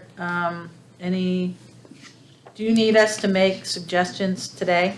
As soon as possible, because what we're going to try to do is go to print, and we have to go to print. We're going to need to go to print this week to have it available for Tuesday. Yeah, I have one comment, one thing, which I think it's sort of implied, but, affordable, clean, safe water, 24/7, 365. We don't really talk about the responsibility of providing safe drinking water to our customers round the clock every day. I think we do get it a little bit at the affordability issue challenge, but I think that has proved to be a challenge in the last 2 years that I don't expect to go away. So would like to see those, that. In the challenging In the challenges and priorities. priorities, yeah, Okay. yeah. Other than that, I think it's actually quite I think my perspective. staff did a great job on this. I would move it with Marguerite's amendment. Second. Okay, all those in favor? Aye. Any opposed? No. Okay, thank you very much. Well, thank you. Not looking forward to this process At all. at all, sorry. Thank you for your understanding. I look forward to working with all of you. So our next subject is it's that time of year, and our manager, David Briggs, is going to provide us an update Oh, on let's see the water supply. graphics. Good afternoon, President Young, members of the board. More than happy to be here for the first update of the year. And keeping with our tradition, we'll recap the last water year that just ended in September before we get into the latest conditions that are playing out right now. And so, looking at water year 2019 that concluded last September, it was a wet year, the 13th wettest on our record, which dates back 90 years, so in good company. And keeping with the last 3 years, really, that have been wet and above normal following the drought. So we'll see what unfolds this year, and hopefully I didn't just jinx this year. Let's see, so precipitation-wise in the upper McKelvey, we were more than 50% of average last water year. The snowpack, in terms of water content at the upper elevation up at 8,000 feet or so, was just a tick under twice the normal or the average water content. So very bountiful the more we go up into the upper watershed. Meanwhile, locally, we were barely above average here as the water year concluded, just over average here locally. But all of the runoff that we received upcountry produced 1.23 million acre feet by the end of the year, just under twice the average for the McKelvey watershed, not anywhere close to what we saw in 2017 with almost 2.0 million acre feet of runoff, but more than enough to fill the storage by the end of the year. So it really set us up nicely as 2020 starts. So let's see how things are going so far. And we'll start with our water production, which is shown in black there, and it's updated through the middle of January. And you can see the black line, water production, is more or less on top of the red line, which is last year. And really, if we were to plot 19 and FY18 and FY17, not a lot of variability in those three lines. Water production-wise, we've been relatively invariant within a few percent of each other. And then if we forecast through the remainder of the fiscal year, we're looking at 164 MGD on average, which is 1 or 2% below last year, and that's well within finance's assumptions in terms of what we might collect this year when you translate that into actual sales. I would also point out the steep drop in November. So we had a very dry fall, as you might remember, very warm too. And finally, about November 23rd or 24th, it finally rained, and that really was a sigh of relief because that brought the end to the PSPS season, really. We could kind of get back to normal, as well as a series of atmospheric rivers that went through the state. So the rainfall was very welcome, and it also sort of got us out of PSPS mode finally. Okay, now looking at the precipitation in the upper McKelvey with the 4-station index, and it's a little deceiving. November looks below average, December looks great, but really all that happened in the last week of November right before Thanksgiving and the first 2 weeks of December. Since mid-December, we've been sort of nibbling away with a few tenths here and a few tenths there. We haven't seen a high ridge over California, but generally a series of 1 week storm after the next. Now that could change later in the week. We're finally going to see a strength with a storm with some potency that should be arriving Wednesday night that could give us 2 or 3 inches up country and maybe an inch here locally. But so far we're 76% of average to date, so we've got some ground to make up. Okay, so looking at the East Bay, we see the precipitation so far, similar story here locally, and not a lot of, October we had no rain, it was 0, and then through the 3rd week of November it was 0 as well. So just finally started to pick up with the storm door opening that last week of November, and since then not so much, but we're hopefully going to be maybe halfway to normal in January by the next over the next 7 or 10 days. And locally, we're 54% of average, so a little bit further behind the curve down here. Okay, snow. So similar, we had nothing until the end of November. So a few days before Thanksgiving, it snowed like crazy with 3, 4, 5 feet up in the Sierras. All the ski resorts opened, so that was probably to much delight up there. And then since then, really just a series of small storms that have more or less kept up with the snow melt. Occasional temperatures rise, we melt, the snow compresses, more or less standing still in terms of snow depth there, and we finally sort of retreated back down to normal. We should get 6, 8, 10 inches here in the next week, so we'll pop right back up again. Should be above normal, but we had a slow start, finally got going there. We're doing real well, and then kind of petered out. You're saying 6 to 10 inches of snow? Yeah, later this week. I thought That's probably on the high side, and maybe northern Sierra, maybe not central Sierra. Upwards of 2 feet on Thursday. Yeah, that could be. I haven't. I'll look at the latest numbers, but I know it's going to be 2 or 3 inches of precip in the lower McElmy watershed, about an inch around here, so it could translate to more than 12 inches up there.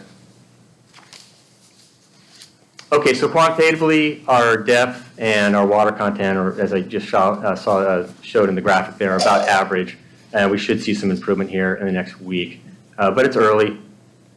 And then storage-wise, over 600,000 acre-feet in the entire system, and we are below roll curve upcountry. We have room up at Pardee and Comanche. We're about 15,000 acre-feet low there, so we have some room to accumulate more water there and still be below the flood reservation space. We're looking forward to filling that in the next few weeks.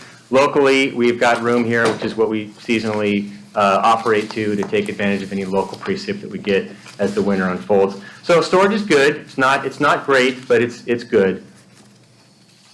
Looking out several months, these are graphics that are put out periodically by the National Weather Service and take a little bit of time to get used to if you haven't seen these before. But the graphic on the left showing precipitation, more or less showing that in the next 3 months, now these are climatology-based models. You have to take them with a bit of a grain of salt. They're not super accurate. They're good for trends.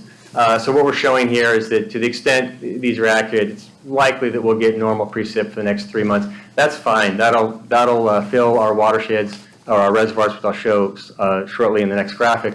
That'll be fine for us. Southern California could be below average precipitation over the next few months. Not a lot of the state's water comes from Southern California, so that shouldn't become a statewide issue. So we're generally looking at a normal winter from here on out. We'll see if that pans out.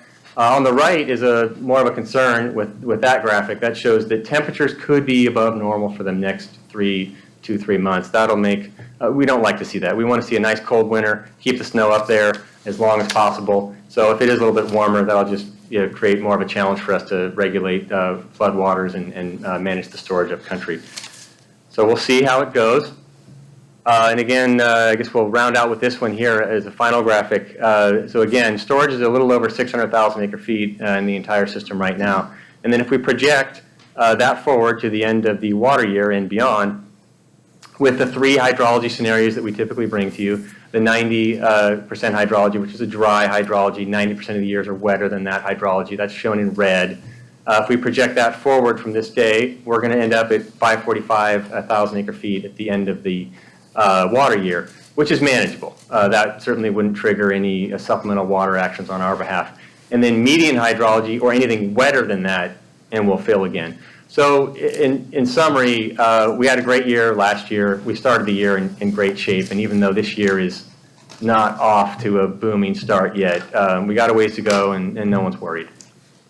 I'll leave it at that and take any questions that you might have. I was just going to ask, have they changed the,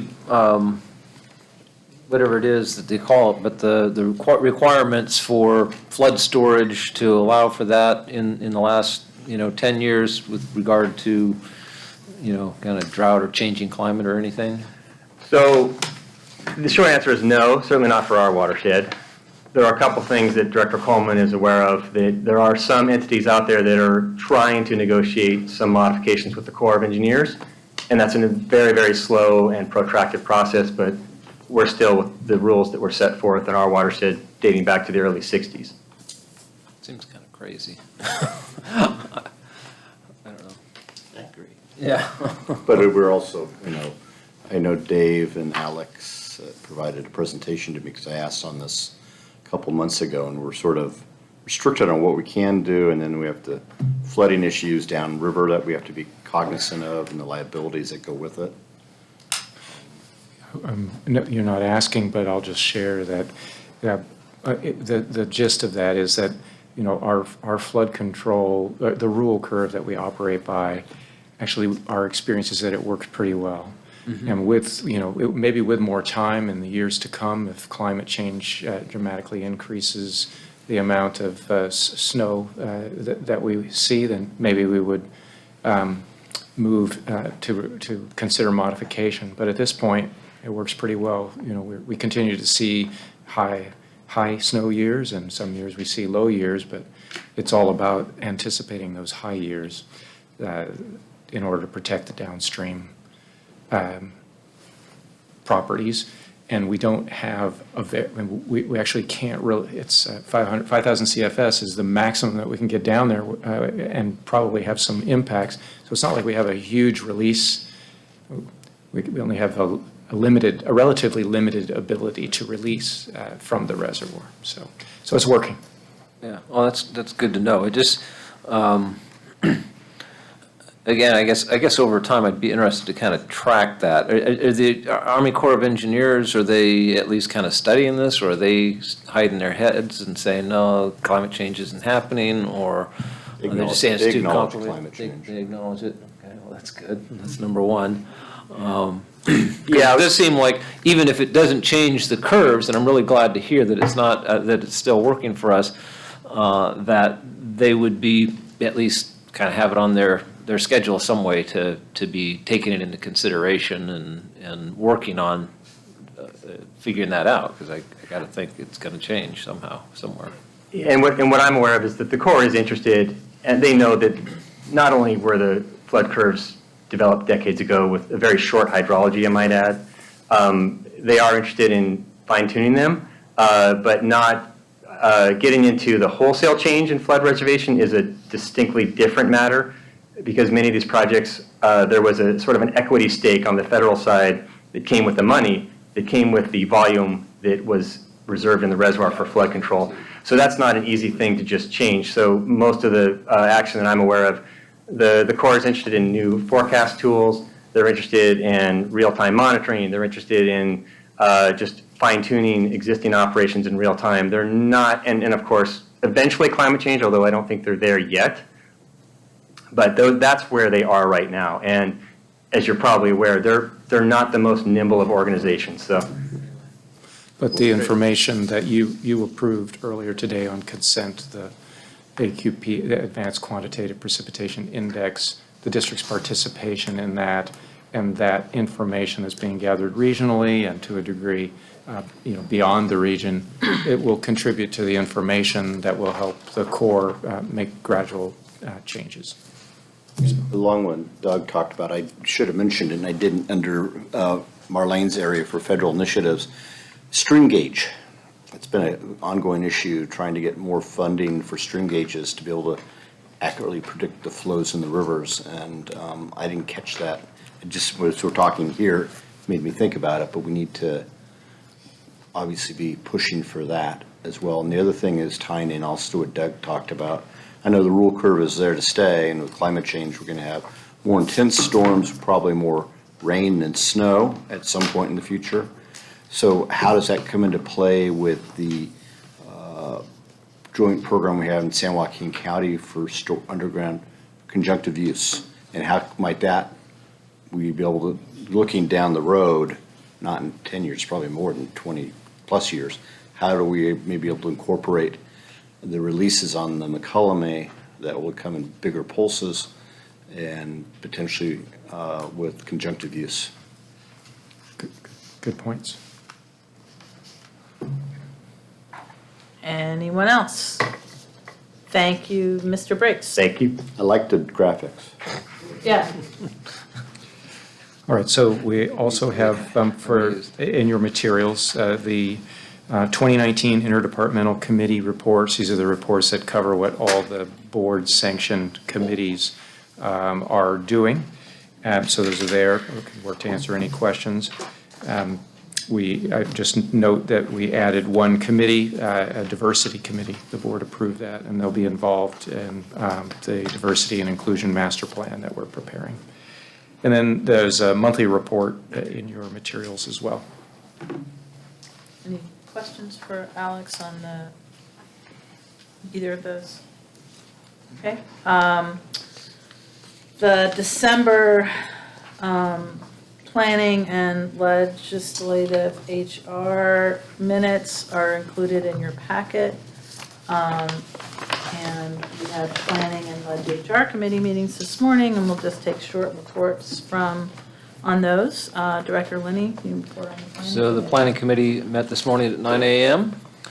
Full committee was there, and we met to receive information on the intranet replacement project, which looks very exciting. The wet weather consent decree with all its ups and downs and issues and solutions that we're dealing with.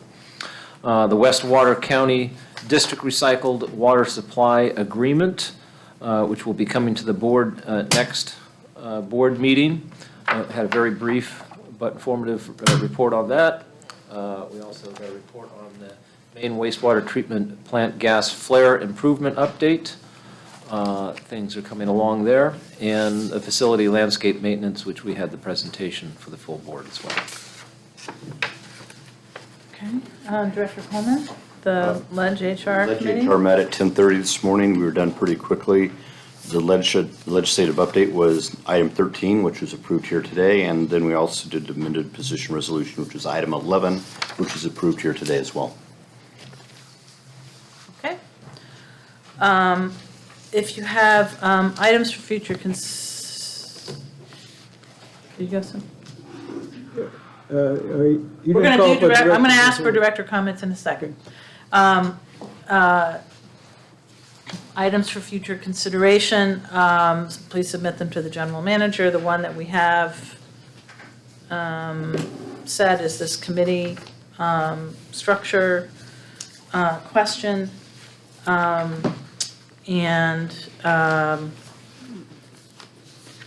Or we do have a special adjournments, but before that, go to director comments. Director Patterson. Just a brief, some of you were aware that last month the East Oakland Democratic Club honored me, and I now sit as a official, what do you call it, the honorary member of their board of directors going forward. They gave me a recognition award at their annual meeting at Sequoia Country Club, no, at golf course. I think the coming 20th of this month, I'm being recognized by the Martin Luther King, let me get the name right, Committee of Oakland at their celebration event, which will be at the Union Hall at Pardee and Hagenberger. And they are giving me the Batita Cody Award. That's their highest recognition. And of course, that's supported by everybody from federal representatives down. East Bay Regional Park plays a prominent part in that committee as an original member of that formation. And they always quote that march with them in the streets of East Oakland. They are remembering me with Batita Cody. And for those of you who don't know who she was the hero of both faith-based organizations and East Oakland, particularly the Spanish-speaking community, and walked beside me as I did her during the Civil Rights Movement, the 109, 209, and 108.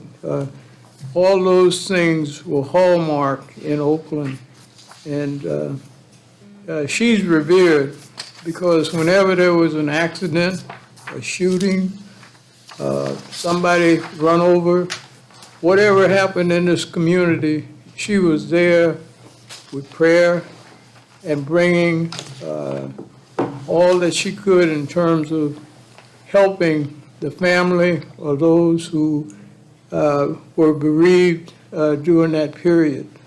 And she was a member of Shiloh Church, that's my church, and we were lockstep in the battle. And so I'm honored to be receiving an award in her name. Congratulations, Director Patterson, well deserved. Okay, are there other director comments?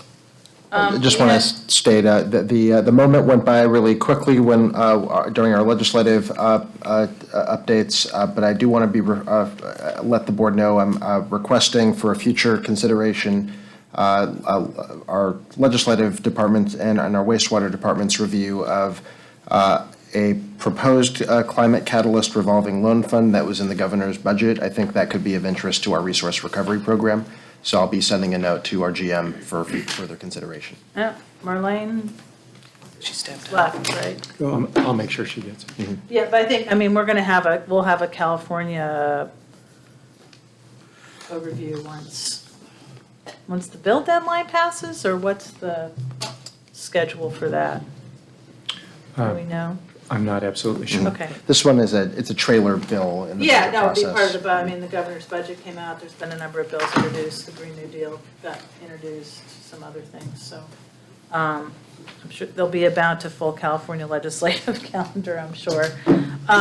Okay, we are going to adjourn in honor of two long-serving elected officials who recently passed, and we have they'll start with Doug and then Director McIntosh. Great, thank you. So Frank suggested that we honor Howard Kerr at the closing of our meeting, who passed away just after the new year. Howard served on the Orloma Sanitary District since 1986, retired in 2015 at the age of 92. Had the opportunity to work with him, particularly during the Bayside project controversy. He was hugely supportive, helped with outreach to the community, and helped the community around in his district and in the Orloma district to understand the issue. He was also, I didn't know, served on the San Leandro City Council, was elected there in 1992. And had the benefit of 58 years of a marriage with 3 kids, but certainly remembered by myself and probably many staff members and board members here as an amazing public servant who really dedicated himself to better understanding of water and wastewater issues and helping the public support the work that we do. So he'll be missed. And Director McIntosh? All right, thank you. We also close today's meeting in honor of former East Bay Regional Park Director Whitney Dotson. He passed away on Wednesday, January 8th of this year. Mr. Dotson represented Albany, Berkeley, El Cerrito, El Sobrante, Kensington, part of Pinole, Richmond, and San Pablo. He was a resident of Richmond, a well-known community activist, and a devoted open space advocate. He called parks and health his passion.